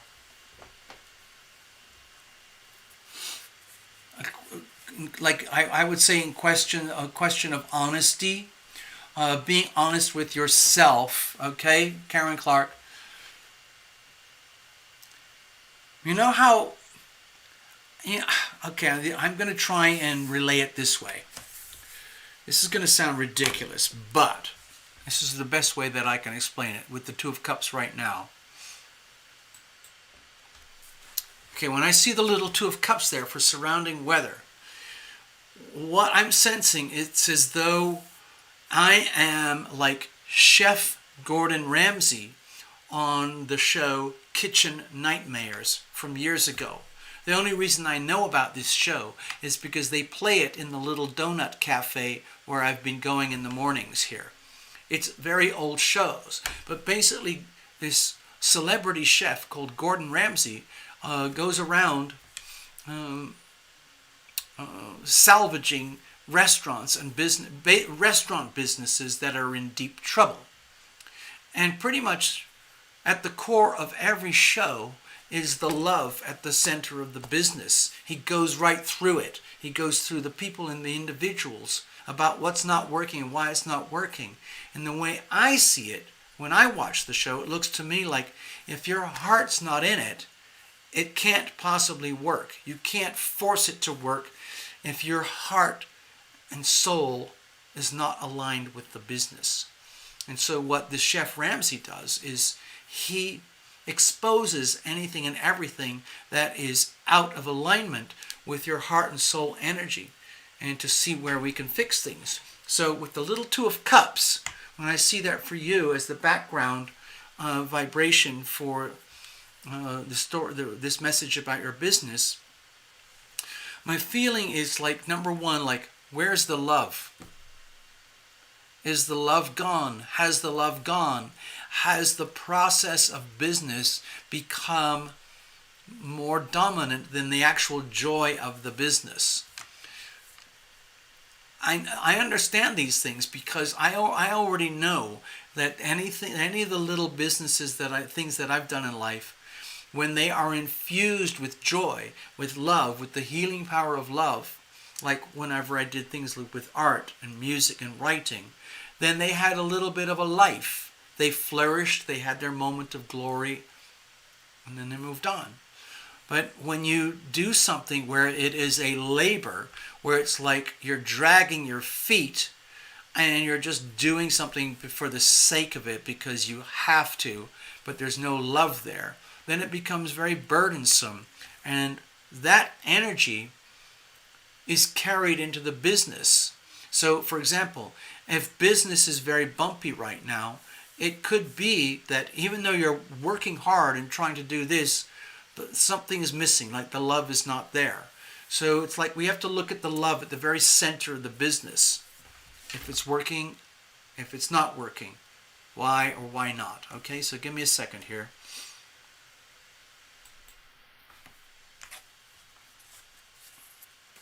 Give me a second. Hold on. I had to take a mini break.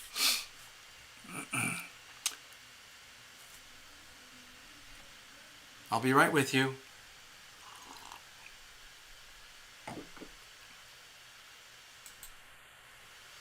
Okay.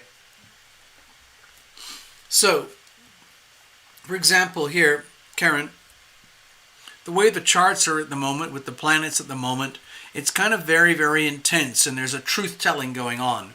Is your heart really in it in the way that it needs to be? Is there something out of alignment? Like, for example, let's say you've come so far in your business, but we're at a stumbling block, okay? We're at a tipping point. What am I going to do now? Who am I going to, what about your customers? What about the location? What about the things that you're doing every day in business? Where is the love? Because if things are happening on autopilot, or let's just say there are certain things that are really challenging for you in the business, and it's become so challenging that it's contaminated the love, then we have a problem, okay? So, let's have a look. What's the situation itself? Okay, I've got the Five of Swords here. So it feels to me like there is some kind of internal conflict going on, perhaps between yourself and yourself, or between yourself and some certain key partners or associates in the business. Or it could be outside of the business. Like if you've got conflict between yourself and certain other people in your life to the point where that conflict is spilling over and contaminating every other aspect of your life, including business, then we have a problem here. And especially when it comes to like proving things, like with the Five of Swords energy here, it feels like the energy of, do you want to be happy or do you want to be right, becomes involved here. And when the Five of Energy is radiating here, to me it feels like there are some unresolved ego issues, perhaps between yourself and some business associates, or the town, or the village, or your customers, or your clients, or the location, or your immediate family, or your loved ones, in such a way that it's interfering with the health of your business. Like if you are insisting that things have to be a certain way, then you could be meeting resistance up to the point where people just say, you know what? It's not even worth talking with Karen. It's not even worth arguing with her because it doesn't matter what we say or what we do. She's determined that things have to be a certain way. So that's not healthy or helpful in running a business. If it's the other way around, where you, Karen, are in a situation where you are being oppressed, or where you are being pressured to live a life in a certain way according to other people's dictates, but you can't because it's not natural to you, then that becomes a problem. So it's just like a lose-lose situation. If you're in a situation where there's some kind of conflict going on, I don't know whether it's inside the business or outside the business, but there's some kind of conflict going on which is contaminating the business here, to the point where it's just like, it's almost like the feeling like, what's the point anymore? What's the point in doing the business anymore? What's the point in running the business anymore if there's no love, if there's no joy, if it isn't fun, or if the business is being interfered with or contaminated by other people's expectations? That's a problem.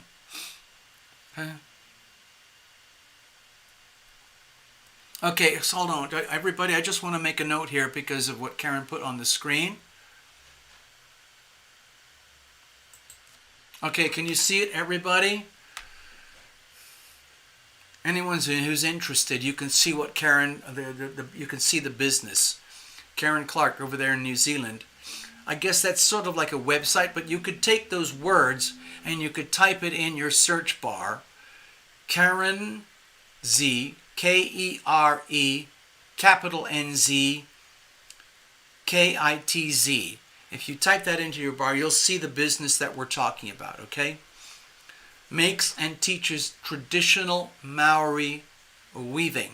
It's highly specialized. It's well recognized. The artisanal crafts in New Zealand are highly respected, highly, let's say, regarded. And Karen is one of those people. Okay? All right. So I hope everybody heard that or saw that. Check your screen. Check the chats. Okay? Hold on. I need a break. Give me a second.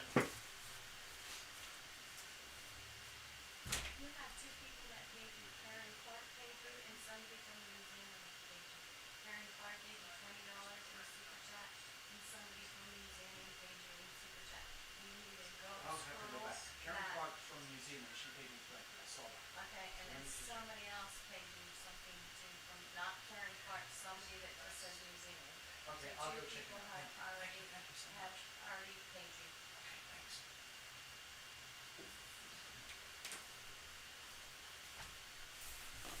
Okay, I'm back. Apparently I missed something on the super chat. I have to check. Hello, Tina. I see you. Karen, we're right in the middle of your reading here. Give me a moment. I need to double check something in the chats here.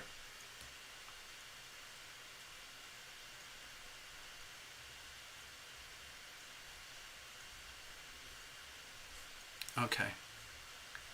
All right, I'm going to do that. Now, give me another moment, okay? Karen, I need just a few. I need you to give me some free time here just for a second. Just got to check something.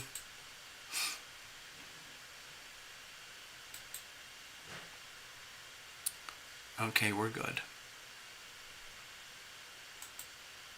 All right, let's shrink this. I'm just clicking around here doing housekeeping while we get this. All right. Yeah, that's right. You're absolutely right, Necessary Truth. All right, I think I can get back to the reading now. I think we sorted it out. Love Triber was trying to advise me that I had just received a donation from New Zealand. In fact, that is Karen Clark. Karen put in $20 from New Zealand. Thank you very much, Karen. All right, so now we can get back to your reading. I think we're good. If I missed somebody, please type it in the screen and we'll get back to you. All right, for now, let's get on. So, like the gist of the reading here feels to me like there's some kind of conflict going on which is actually draining the love out of the business to a certain degree. And it's very hard to do a business in a way that's healthy, fun, exciting, rewarding, and successful without the love. And that's why I was trying to put a message from this thing that I was seeing this morning about this Chef Gordon Ramsay. Hi, Tina. No, I can do another reading. I can afford to do another reading here. So if you want to put something in, Tina, please help yourself. Either do it through the PayPal directly or do it through the Super Chat. Okay, so right now I'm reading for Karen Clark about her business. Her business is there on the screen. KERENZKITZ. Karen's Kits. She makes traditional Maori weaving, and she also teaches. Makes and teaches. And like I was saying earlier, the artisanal crafts are highly regarded, highly respected in New Zealand. So it looks to me like there's some kind of external conflict that is interfering with the stability of the business. It might be with co-workers, it might be with people outside of the business. But either way, it's like in one of those lose-lose situations. Like anytime you try to present your perspective, Karen, about how it could be and should be so that things could work, it's not going to go down well. It's not going to be appreciated. And anytime someone else or other people try to present their perspective about how things should be and could be with your life and your world or your business, it's not going to go down well with you. So you end up with a lose-lose situation when it comes to communications. And that's interfering with the business.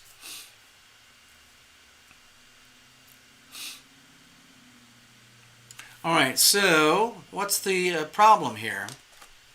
Okay, so I've got the Ten of Wands here for you, Karen. So it looks like you're at a kind of a breaking point where no matter how successful the business is right now, it looks like there is external influence of some kind that's making it very hard to keep going, and that you're scared about whether you can carry the burden going forward anymore. Like, is it even worth bothering anymore?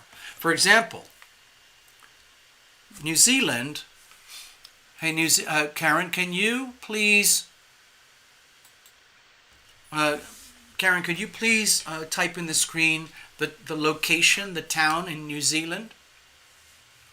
Because what I'm going to try and describe is how New Zealand has become very integrated with the world of tourism, where tourism is a huge part of the New Zealand economy. and how tourism has really collapsed and imploded for New Zealand, because a lot of people cannot get into New Zealand anymore. And when tourists come to New Zealand, they go specifically to places like Karen's business. And people go all over New Zealand to do that. Tourists from all over the world. They spend their 3 weeks in New Zealand and then they go home again. And a lot of the time, the tourists will rent a car and they will drive all over the wiggly roads to all the towns and the villages to enjoy the sweetness of New Zealand. So Karen,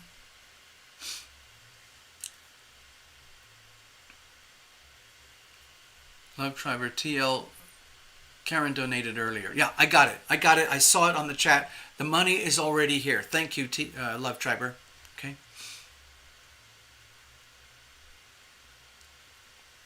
Don't worry, Tina. I'll check that out in a minute. I'm just going to work with Karen here for a moment. And Karen just put on the notes here, I am tired of people giving me advice when they know nothing. That's pretty much the Five of Swords right there. It's lose-lose situation. They're like, oh, Karen, you could be doing this, or you should be doing this, or why aren't you doing that, or why aren't you doing that? Oh, Karen, blah, blah, blah, blah, blah, blah, blah, blah, blah. And there's you thinking, like, you have no idea what you're talking about, people. You try and run a business. You try to be me. You try to run Karen's kits. Ha! Okay.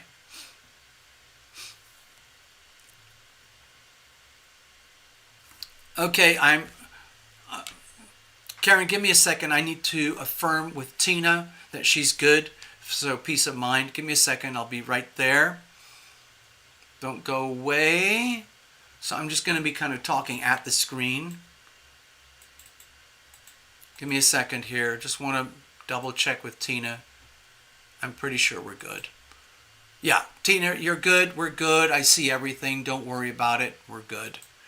So I'm going to go back to the show and get on with Karen's reading. All right, here we are. Thank you. Thank you, Tina. Your message has been blocked here because I have a lot of screeners and security stuff on my channel. So I'm not going to reveal that, but you're good. All right, Karen.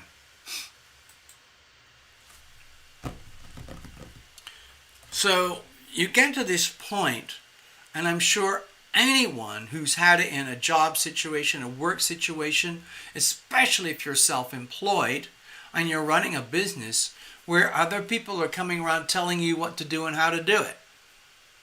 Okay?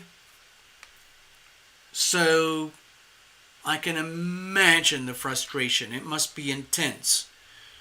Because it can get to the point where it strips the love out of it. It just makes you think, like, why do I even bother if I'm going to be attracting the energy of like the particular thing you're talking about, where other people are telling you what to do and how to do it. It just becomes overwhelming because, for example, if you decide to retaliate and basically give them the finger, tell them, like, you know what, F off. Stop telling me what to do and how to do it. Then you alienate people, and then it makes it worse. They start judging you. They say, oh, I knew it all along. That Karen, she is just a total bitch. I was telling her how to run her business. She hasn't got a clue, and I was just trying to be helpful. And then she flips me off. She tells me to go jump in a lake. How dare she? And then it just makes it worse. And then it sets up a gossip trail all over the town, all over the internet. You know, it's ridiculous. It's stupid. But that's how human beings are. And you get to the point where it's just like, what is the freaking point anymore? I understand this energy very well, Karen, because I know what it's like to have a business destroyed by other people who think they know better. I'm sorry, I understand. I empathize with you very strongly, okay, Karen? So if you're kind of at a breaking point right now, it's understandable. It feels to me like you're contaminated. It's like your life, your world, your business is contaminated. And frankly, here's my personal opinion. They're jealous. That's it. They can't stand the idea that you're doing something that they don't know how to do, and that they couldn't do even if they tried. And their ego can't handle it. So the only way they can rectify things within their own ego is to take you down. Verbally. Literally on paper or social media or something.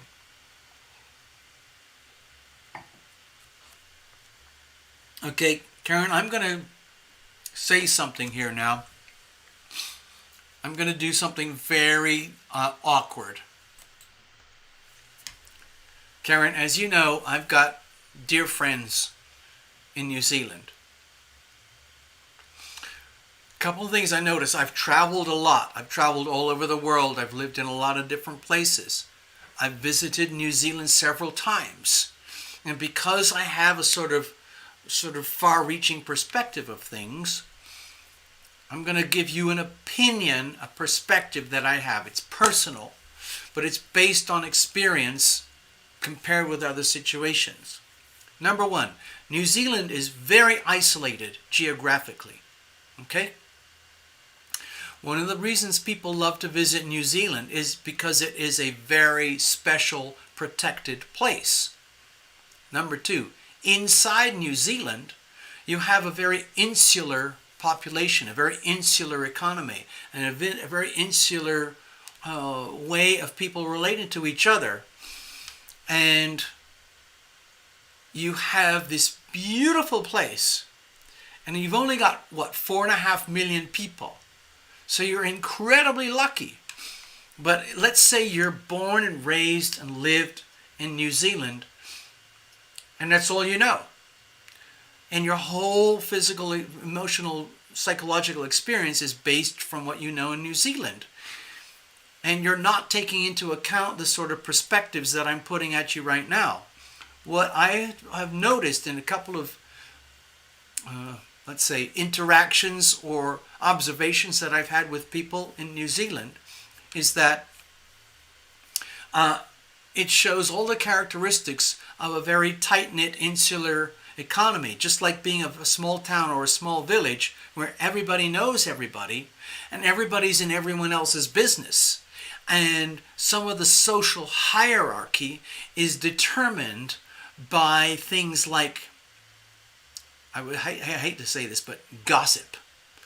In other words, if someone, let's say in society or in the town or the village or the city, doesn't like you for whatever reason, let's say it's because they can't stand the fact, they can't cope with the fact that you might be, let's say, better than them, more successful than them, smarter, more capable than them. Rather than dealing with that, they would rather put you down. Okay? Does that make sense? What do they call it? I think they call it the tall poppy syndrome. I was informed about this characteristic several years ago. New Zealand apparently suffers from tall poppy syndrome, where anyone, think of a poppy field, a beautiful poppy field, millions of red plants with their beautiful flowers, and they bloom all at once. And then all of a sudden there's one poppy that blooms a little bit taller and a little bit bigger and a little bit more beautiful. Rather than celebrating the joy and awesomeness of that exceptional poppy, all the other poppies try to take down that poppy and make that singular poppy come down to the level of everyone else. In other words, you're not allowed to be more successful than the masses, because then that shows up the masses in their fragilities. In the United States, we do not have the tall poppy syndrome. We have just the opposite. It's just very different. Like we are encouraged to be the tall poppy. And then when you are the tall poppy and you are exposed and you are different, you are so-called better, or you are rising above the masses, then Wall Street, the banks and businesses will feed you because you obviously have something special. It's a very different syndrome. It's very subtle. It's very hard to describe, but that's the only way I can describe it, is tall poppy syndrome. I know it exists in New Zealand. It's not just you, Karen. It's like a cultural thing. It's simply due to the geography and the behavior of that geography, okay? So it looks to me like you are a victim of tall poppy syndrome. And it's not fun, because it's just like, you're awesome, okay, Karen? No question about it, you're awesome. But if your awesomeness takes you above and beyond the status quo, where everyone else in the community now looks at you and says, wait a minute, who does she think she is? She thinks she's better than us. Well, that's not true. We're going to tell her how to run her business so that she can come back down to our level where she belongs with the rest of us. Because we do not accept other people rising above us, the masses, to show us up in our fragilities. That is not acceptable. Okay, anyway, here we go. How are we going to deal with this? Whoa. So we've got the High Priestess here. So when I see this in this situation, my feeling for you, Karen, is that the message is that in order to survive this stuff, in order to deal with this situation, it's like you're going to have to create a veil of secrecy. You're going to have to create a way of running your business where it looks like you are sublimating yourself to come down to the people who are trying to take you down. In other words, it's like fraud. It's like fake behavior. It's like you're having to basically relate to these other people who are trying to tell you what to do and how to do it, and basically kind of like fake it. Okay, it's just like, it's kind of doing this really like, it's like acting, where it's like, to deal with the problem is, because you can't actually solve the generic problem of the tall poppy syndrome. There's no point in trying to relate with these people directly, because they will never accept you for how you are, why you are the way you are in your business, because they think they know better, because that's the only way that they can cope, is by telling you how to run your business better. And so the only way to handle it is to kind of do this, like, oh, I know. I'm so sorry. I understand what you're talking about. Thank you for bringing up those issues. I will take that into consideration. Thank you for letting me know what I need to know.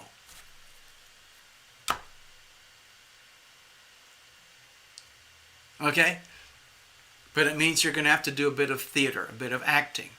And I've done this in business before, because I had to manage several businesses, and you have to take into the account the public, the people that you are serving.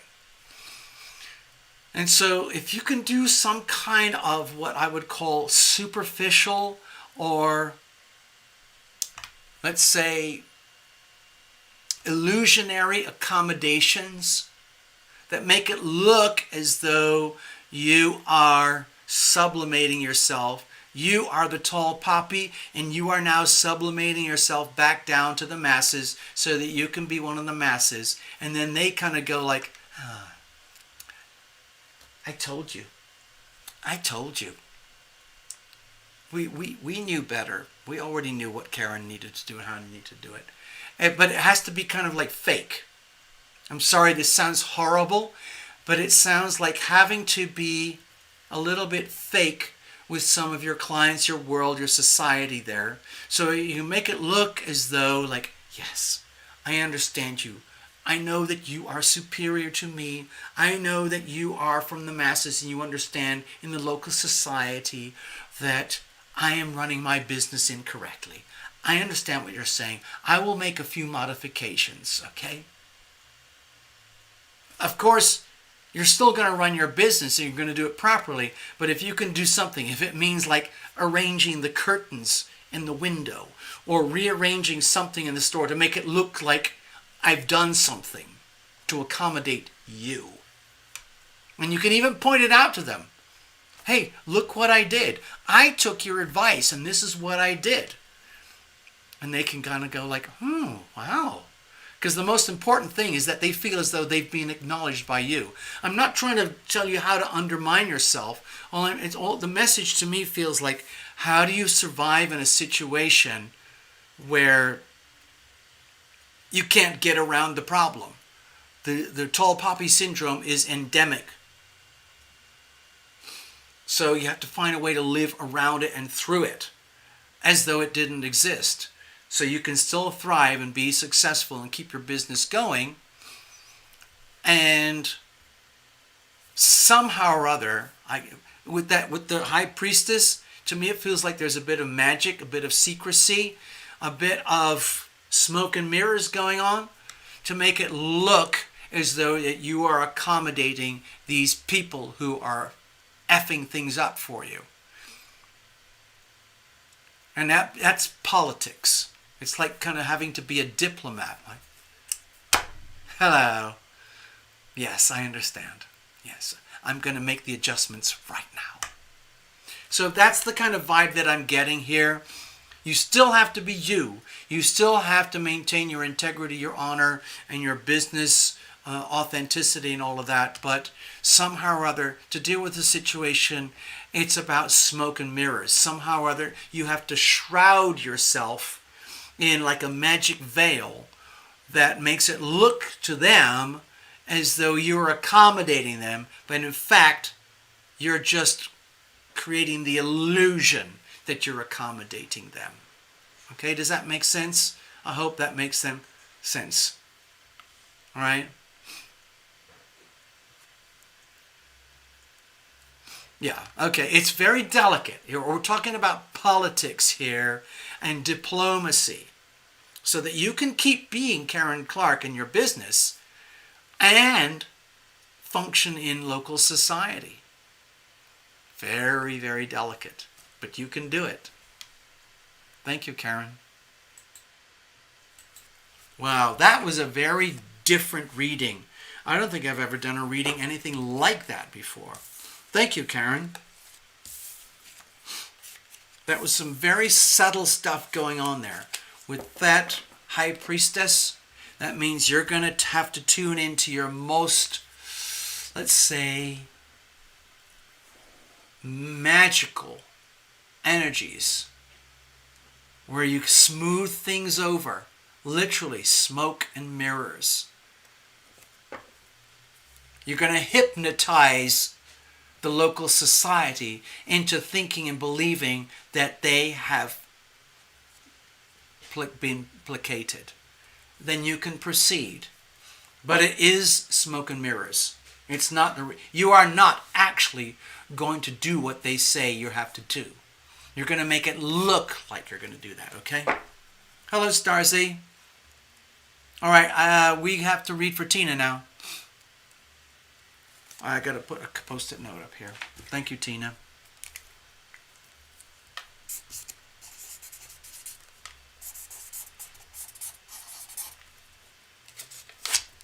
Here we go. Let's have a look.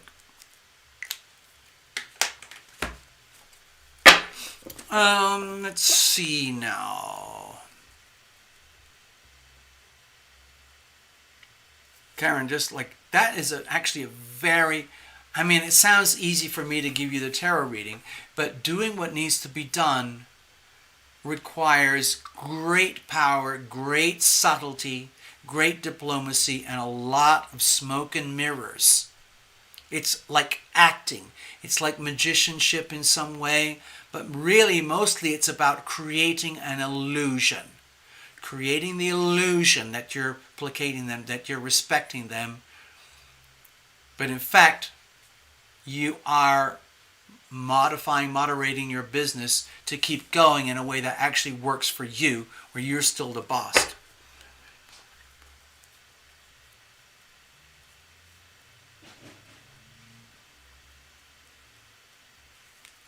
All right, let's have a look. Okay, Tina, what's up?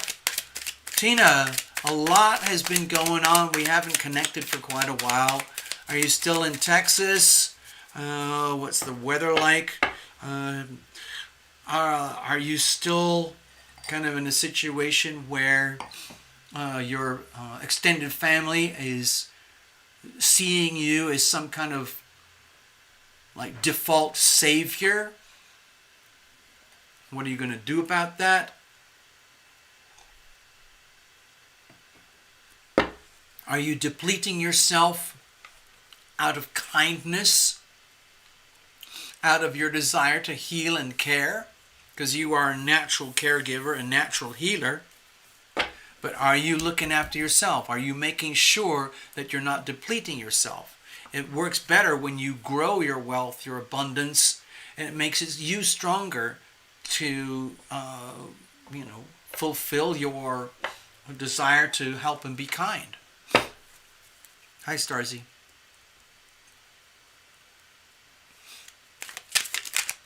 Okay, I'm going to keep shuffling here for a few minutes, and we're going to read for Tina. Tina, if you've got any notes for me, like one word or 2 words or whatever, what are the messages that I need to hear tonight from Tarot Illumination through Tarot Illumination regarding the subject of ... Is it location? Is it family? Is it health? Is it healing? See above. Hold on, what is that? See above. I acted and I brought the tower down. Whoa. Hold on. I got to go back here in the chat. Give me a second. What are we talking about here?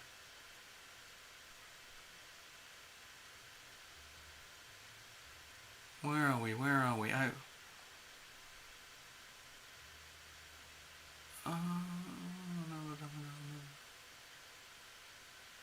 I don't understand the notes, Tina. Can you clarify for me, please?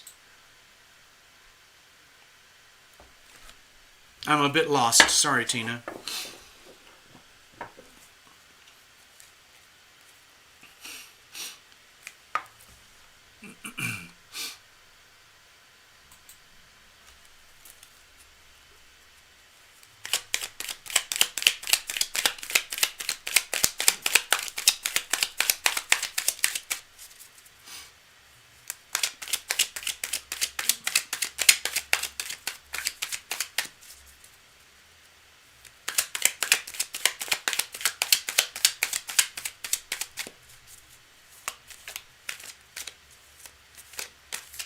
Alright, cards are well shuffled. I'm just going to hang out for a moment.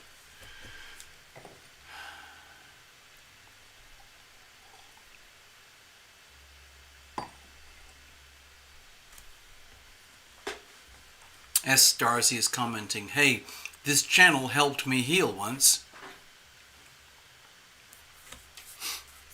Yeah, in a way, Starzy, this whole channel is about healing, personally. The way I see it, it's all about the healing power of love.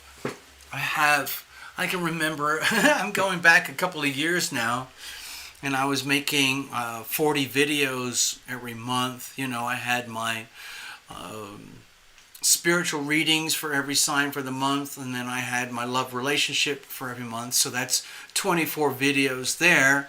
And then I had the Sunday shows and personal shows. Anyway, I was getting close to 30 videos a month.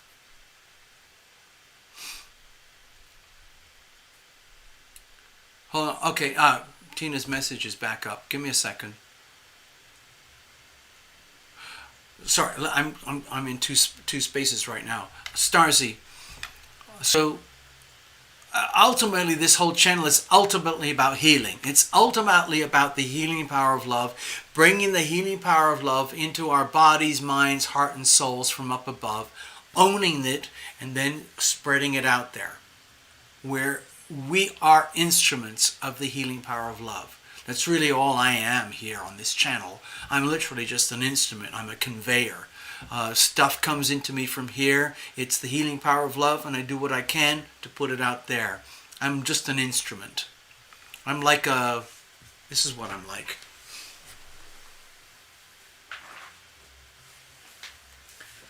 When I talk about the healing power of love and being an instrument for up above, this is kind of what I'm like.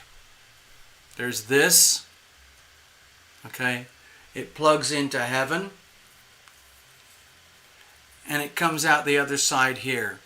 It's just a conduit, okay? I hope that makes sense. Hi, Starzy. Love you too. Okay, let me get back to Tina, because we're reading here for Tina. Tina put good money in, so we have to focus here. Tina Miller.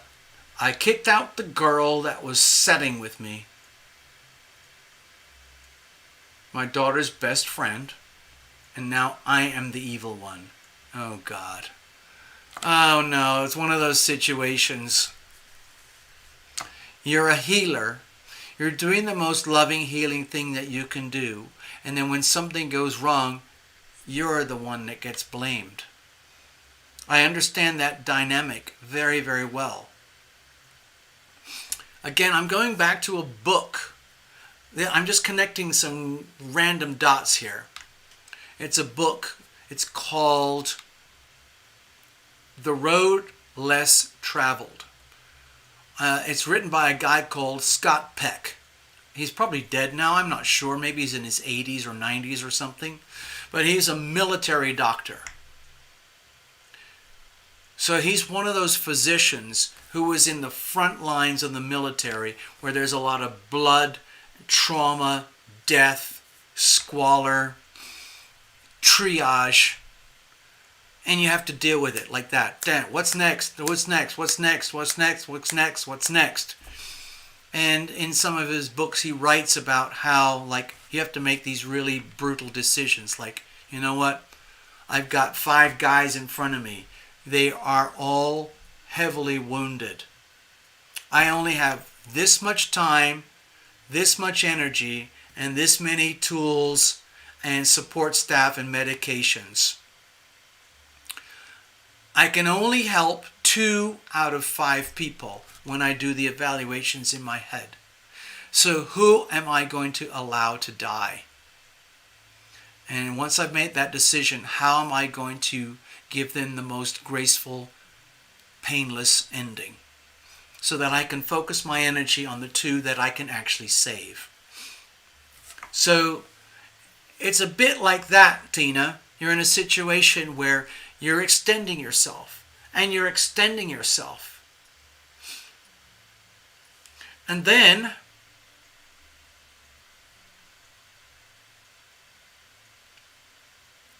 so, like, okay, right, okay, I'm just checking, I'm looking at the chat because there's a lot of chat very quickly.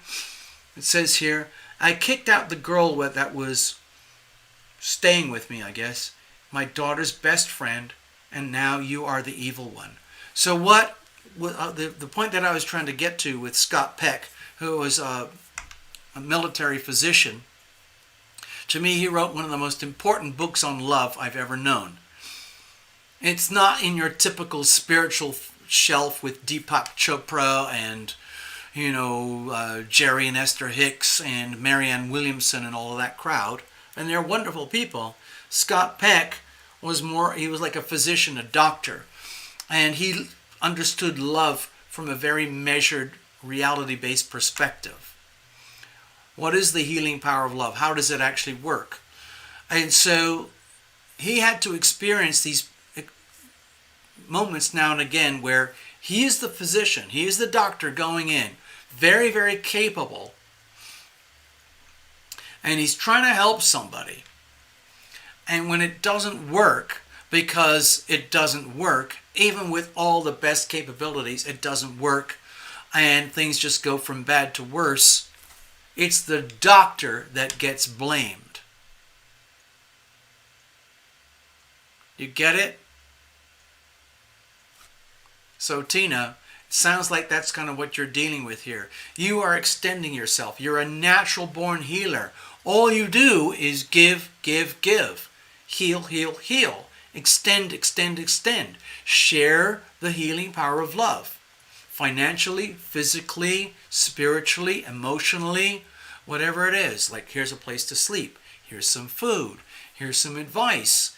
Here's some companionship. Here's some shelter, whatever it is. And then, like this girl you're talking about, your daughter's best friend, it sounds to me like you're helping her, but it ends up that she comes back and bites you. Okay?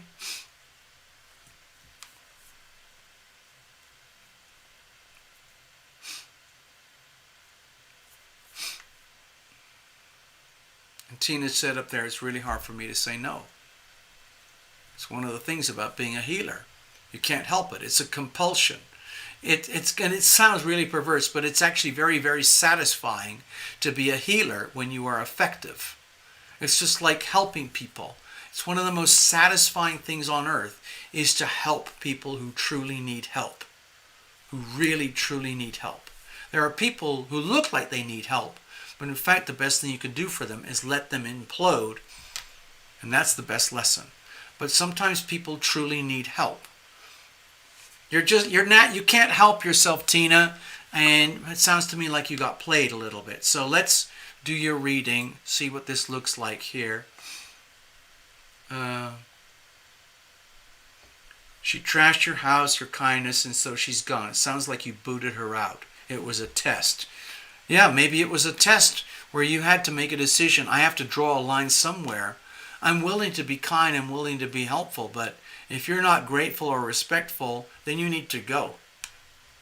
I think you did the right thing, and we haven't even started your reading yet. Okay, let's do it.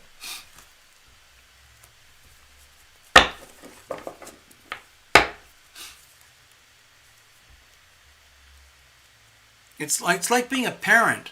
Like I have a really soft spot for little Bubba the cat here. I can't help it.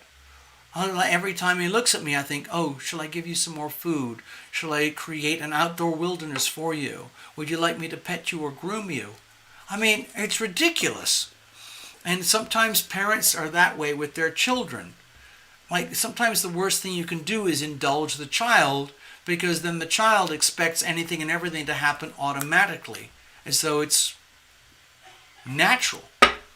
And then sometimes when you have to be really tough, to be a tough parent, you have to do something that will make the child cry, or make the innocent one cry, or you have to say no. It's so hard.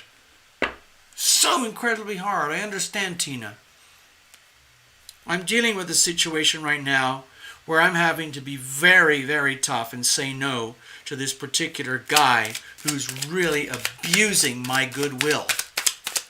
This guy is 51 years old, and he's behaving like a cocky little, nasty little teenager. It's pathetic. And he's making life a problem for a lot of people besides me.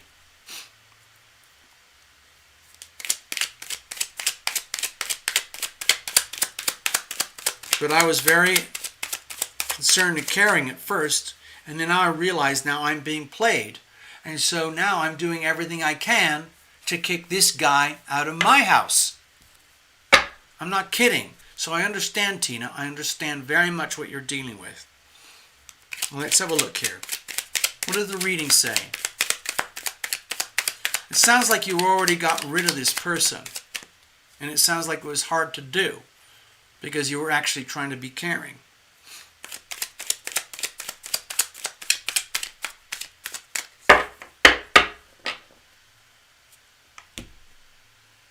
Okay, let's cut it up. All right, what's the message that we have for Tina here tonight? Here's the situation. Here's the challenges. Here's how we're going to handle it. Frankly, Tina, I feel like we've already moved on. And to me, it feels like this reading is more like, well, what are we going to do now? What now? What now? What now? Live in the moment. So we've got the Nine of Pentacles. To me, this speaks very strongly about you in particular.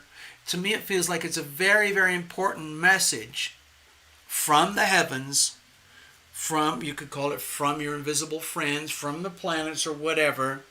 You know how I like to blame the planets, or let's say associate the planets with real time, what's happening here and now. What this is telling me is like, it's like, to me this looks, I'm giving you a very strange interpretation of the Nine of Pentacles here. Okay, Tina?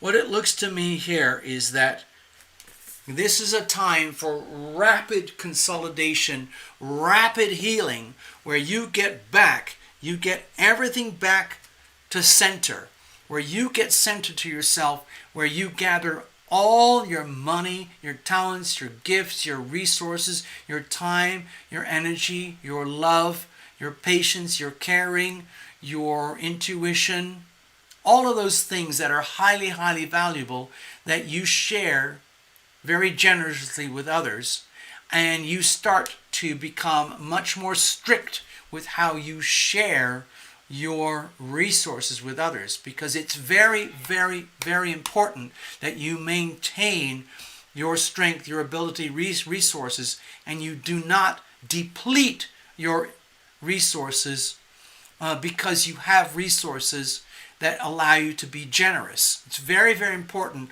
that you consolidate and get back to being your completely, totally self-contained, integral self, materially, financially, physically, because that's where your strength lies. Because what it tells to me, like the inverse of this, is that those people took advantage of your independence, your wealth, your kindness, and your generosity. Okay? Let's have a look over here. What's the situation?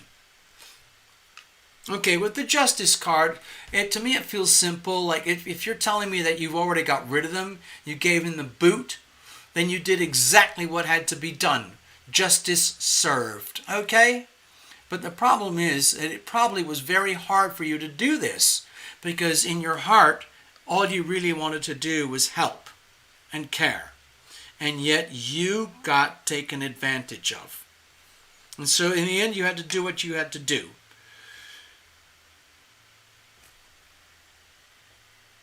What the Nine of Pentacles is telling me is that it's incredibly important for you to recover as fast as possible, get yourself reconstituted into being your own self-sustaining entity, because that's where your strength lies. And then you can apportion your kindness, your generosity, just in the way that I talked about with Dr. Peck. You have to make really tough decisions. You, Tina, have a certain amount of love, kindness, time, charity, patience, independence, gifts, abilities, resources to share. And you can't just squander it and give it away to anyone anytime your heart feels, twinged. You have to make really tough decisions. Where am I going to allocate that energy? And in the future, because of this experience, if you detect that someone out there is going to exploit this, then you must not allow that to happen. You cannot allow that to happen. You have to make a tough decision, like, I can't actually help you. So like when I was talking, hold on. When I was talking about Dr. Peck, let's say there's 5 injured people. In 3-dimensional world, you can only do so much.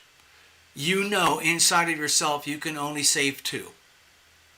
So, where are you going to allocate your energy? If the other three are beyond to the point where you know that if you expended all your resources over there, then you're going to lose all five. What's the point? So you have to make these horrible, tough decisions. I'm going to gracefully say goodbye to the three that I can't actually help, because then I can allocate the actual resources that I do have, measurable resources. If you think of pentacles in terms of the healing power of love, measurable quantities of love that you can afford, then you allocate them where they have the most chance of being well received and having the best outcome. And then what you do, I mean, this is what happened. This is what they do in triage on the battlefield. If the doctor realizes, I can't help you, I could, if I had, a fantastic hospital and 10 nurses and other doctors and $100,000, but I don't.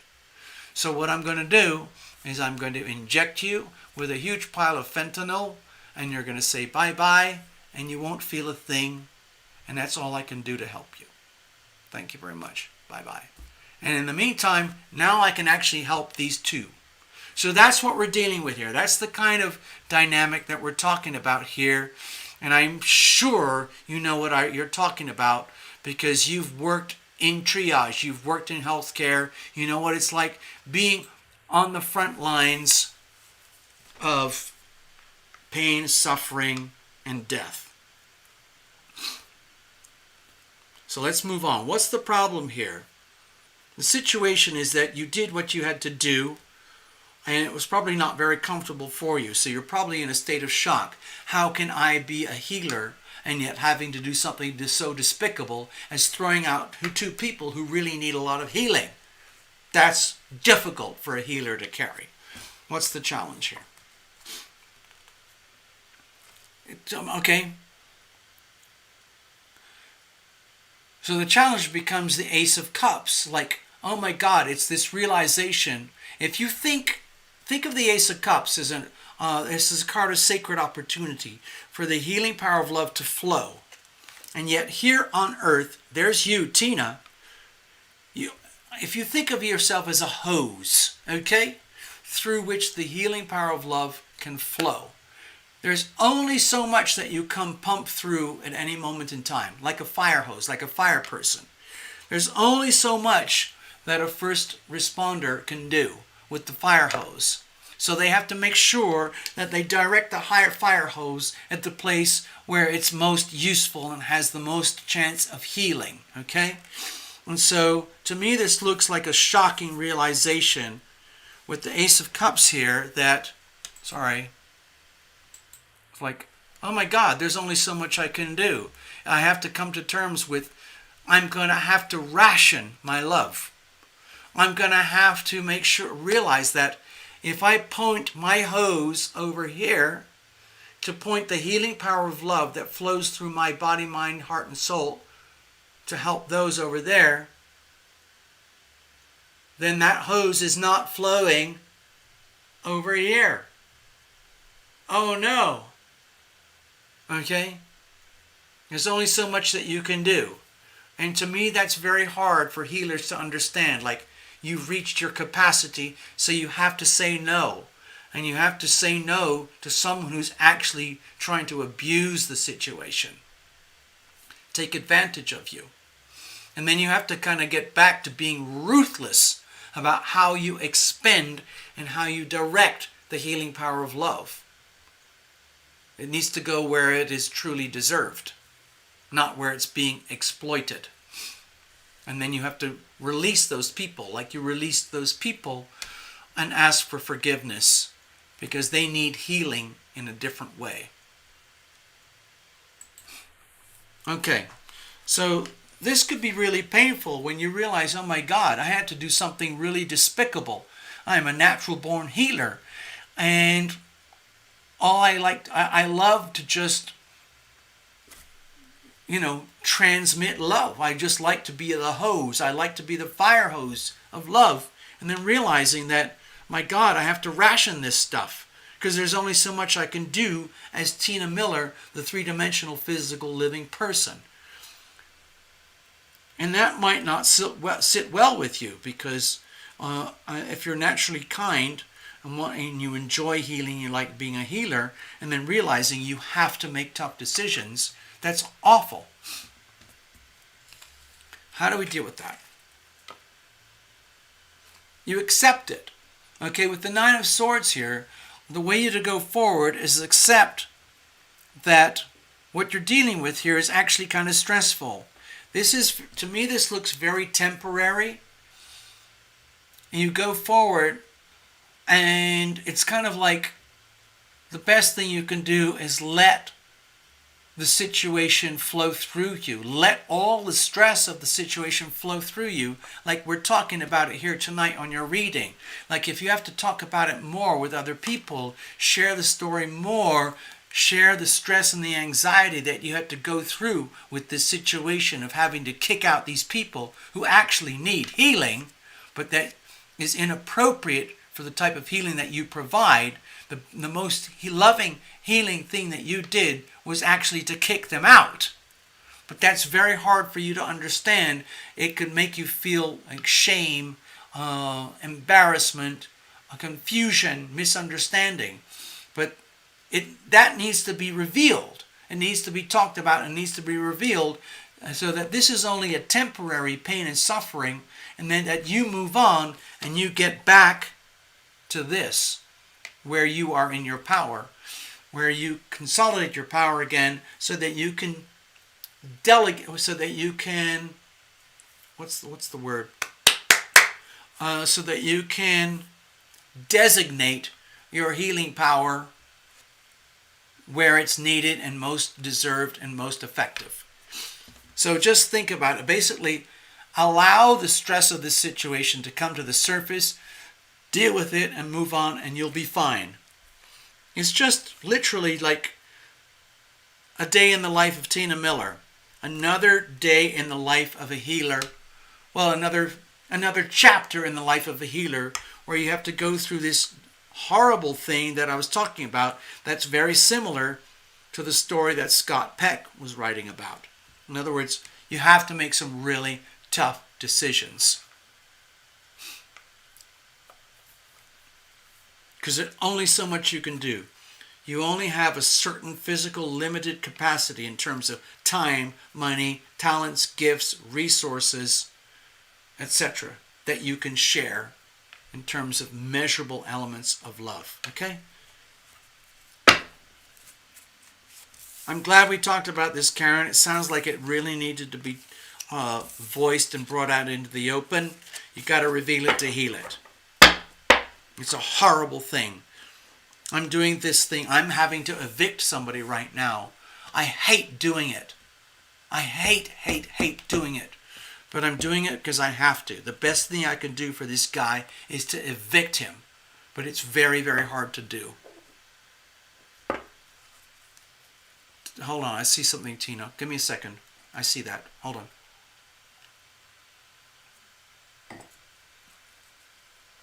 Yeah. Okay, so to me it feels, Tina, it feels to me like regarding the Nine of Swords, another card like, what now, what now, what now, what now? Okay, thank you. Let's just say you understood the core theme of the message, but where do we go from here? Let me just shuffle it up quickly for you. Okay, Tina, I'll be right there.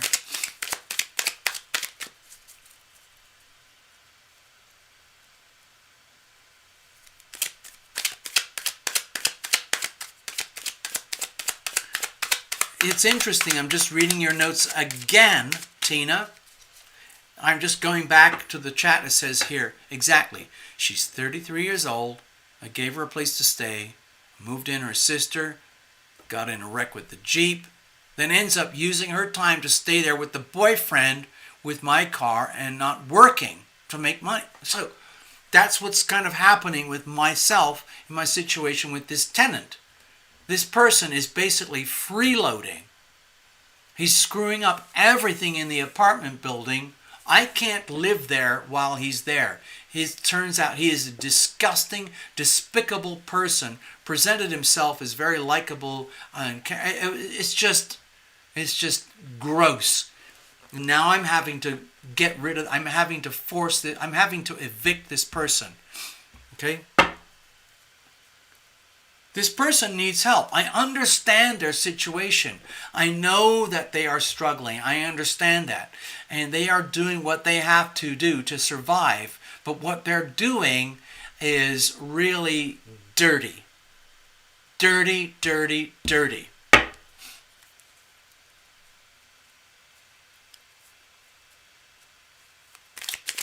They're basically taking advantage of me.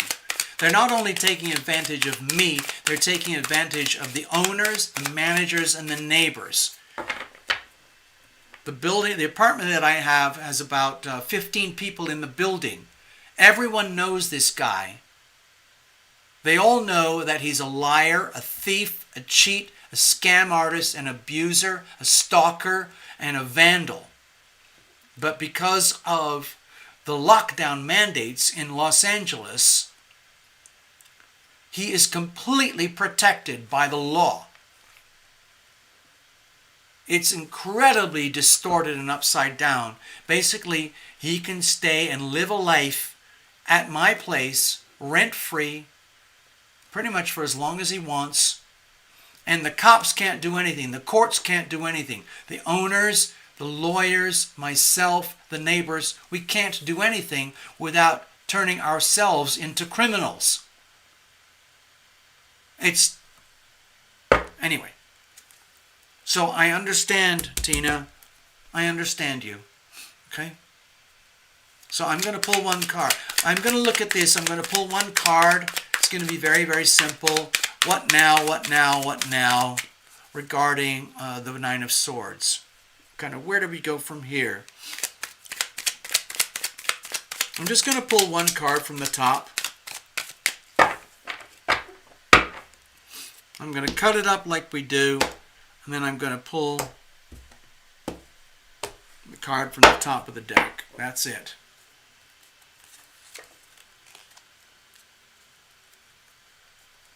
Okay, so I've got the Devil card here. What this is telling me is, where do you go from here? It's like understanding how, to me it feels like, for you, Tina, it's realizing how easy it is to get incredibly tied up in knots and chains inside of yourself because of other people, other toxic people. And it's a horrible learning experience, because what happened with you and those people, obviously it's not fun, it's not pretty, but it looks like you got shackled, you got tied into, it's like you got abused, like your kindness got abused, where they literally, they ensnared you, okay? They ensnared you. And what this Devil card is telling me to tell you is that you have to understand how it is very easy to be ensnared by other people, trapped by other people who spot and recognize your goodwill. It's like they are predators. They take advantage of you and your kindness and your natural compulsion to heal. And that becomes abusive and exploitive. And then you become strapped. You become tied in. You become hog-tied. It's like your compassion leads you to being hog-tied to the predator. Does that make sense? I don't know how else to explain it. That's the most condensed way that I can explain it. Your compassion, your unwitting kindness, ended up leading you into a position where you are hog-tied to the predator. Because the predators recognize your vulnerability. They know that's what predators do. They see your kindness. They think, well, I'm totally focused. I'm going to take the Jeep. I'm going to take the house. I'm going to take the space. I'm going to take the room. I'm going to move in my boyfriend. I'm going to have sex. I'm going to have fun. I'm not even going to bother to work anymore. I'm just going to completely freeload. And then you are the one who ends up hogtied. I'm in the parallel situation myself. Okay? So, with the devil card there, what to me is like it's about a realization. You have to understand the real true dynamics of the situation. You got screwed. Okay? You got hogtied. Effectively because of your own compassion. So that amplifies the message from earlier that you have to be extremely discriminating in how you allocate or dispense your compassion in the future. Where are you going to allocate the healing power of love that you have available to you through the hose, so that you don't squander and waste that on those who are just literally trying to freeload? There's a chance that this will happen again, cyclically, over and over and over again, because people can't help themselves. They want what you have. So the chances are a situation like this could happen again. But at least you're aware now, okay? You're aware that you're highly vulnerable to predators who see the goodness in you and how they can screw you, take advantage of you, take advantage of the kindness. Okay, so you have to be very careful of that. Okay?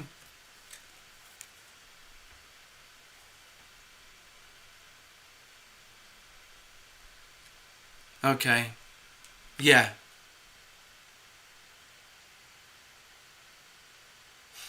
So, Tina, going forward with the devil card here, to me it makes me feel like the important thing to realize is that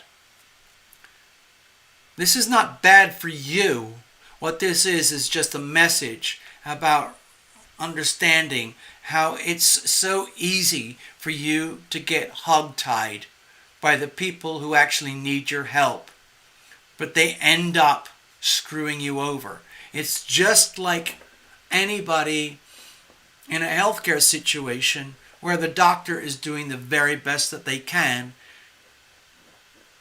but whatever goes wrong with the patient, they blame it on the doctor. Now, sometimes doctors do screw up, okay? But that's not your situation here. You're basically getting, Tina, you're basically getting screwed, okay? You're by people who are extremely immature because they don't know how to take care of themselves. They're pointing fingers. They're trying. I don't know. I mean, I could go on forever about this reading.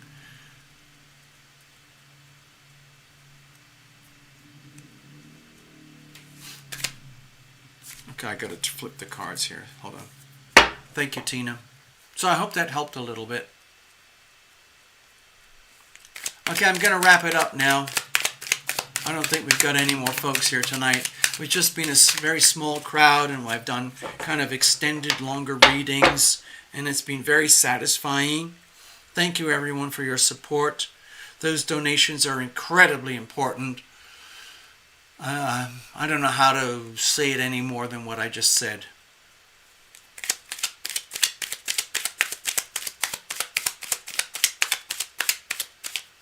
Hold on, I just got a card that flipped.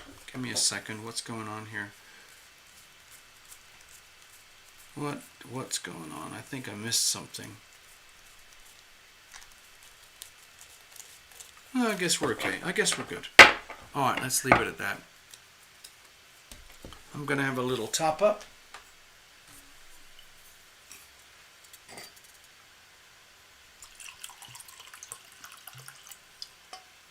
Mr. Ross, good evening.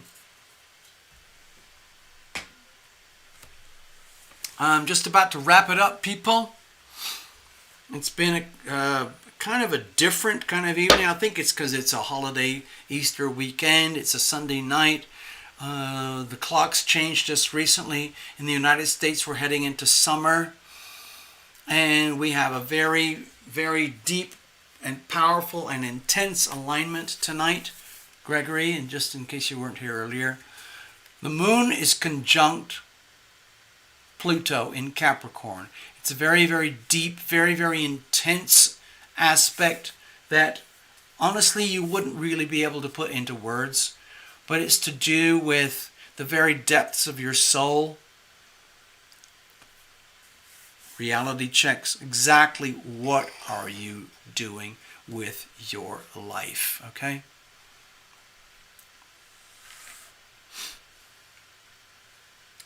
Anyway, I'm just gonna put this up here. I'm just gonna leave this. This is the sacred geometry for tonight, for today. We're constantly in a state of flux. Some of these things move very slowly. Some of them move very quickly. Here's the moon, Pluto, Saturn, Jupiter, Neptune, Mercury, Sun, Venus, Chiron, Uranus, Mars, and the North Node. Everything is exactly as it should be. How and why is that so? Because it can't be any other way. Things are the way they are. All the fraud, scams, the duplicity, the crime, the evil that is being portrayed here, all the chaos and restructuring and conflict that's happening in the global financial system, that's as it should be. Okay?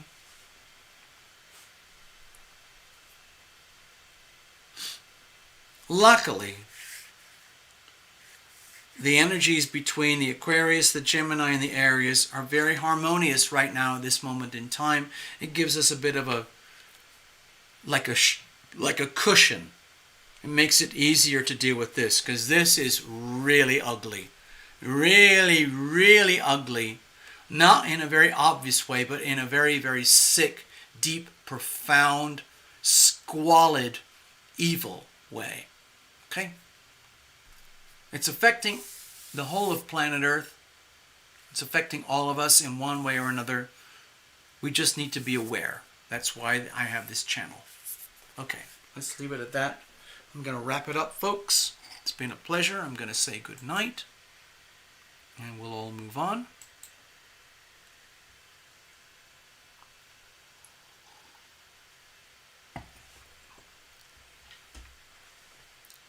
I hope to see you all again soon.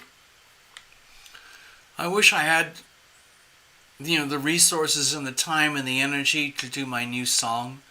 I have a lot of things that I can do. I'm really good at them, like some of the music, the book that I'm trying to write that is just sitting there. It's a question of time and resources. Like I was talking about with Tina, Nine of Pentacles.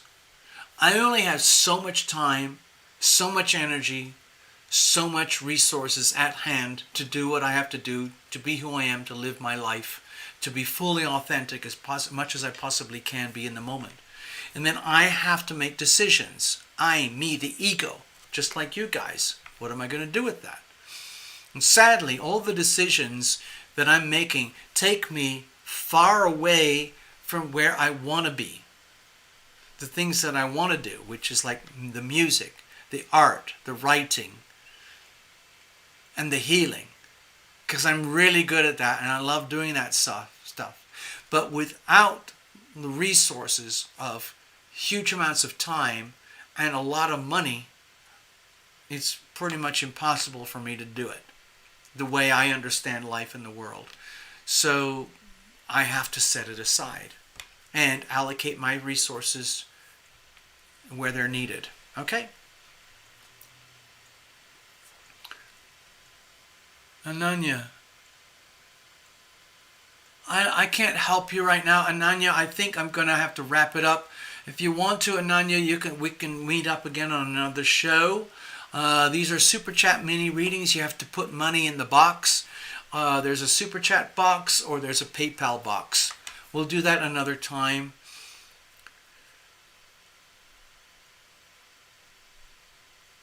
Sounds like a love reading. Okay, I'm sorry to leave everything hanging like that. Good night, everybody. The song that I would like to play right now is for Gregory. It's called The Perfect Time, but it's not really in a presentable format, so I'm just going to wind up with a little piece of tunes. Okay? And I wish you all a blessed week ahead.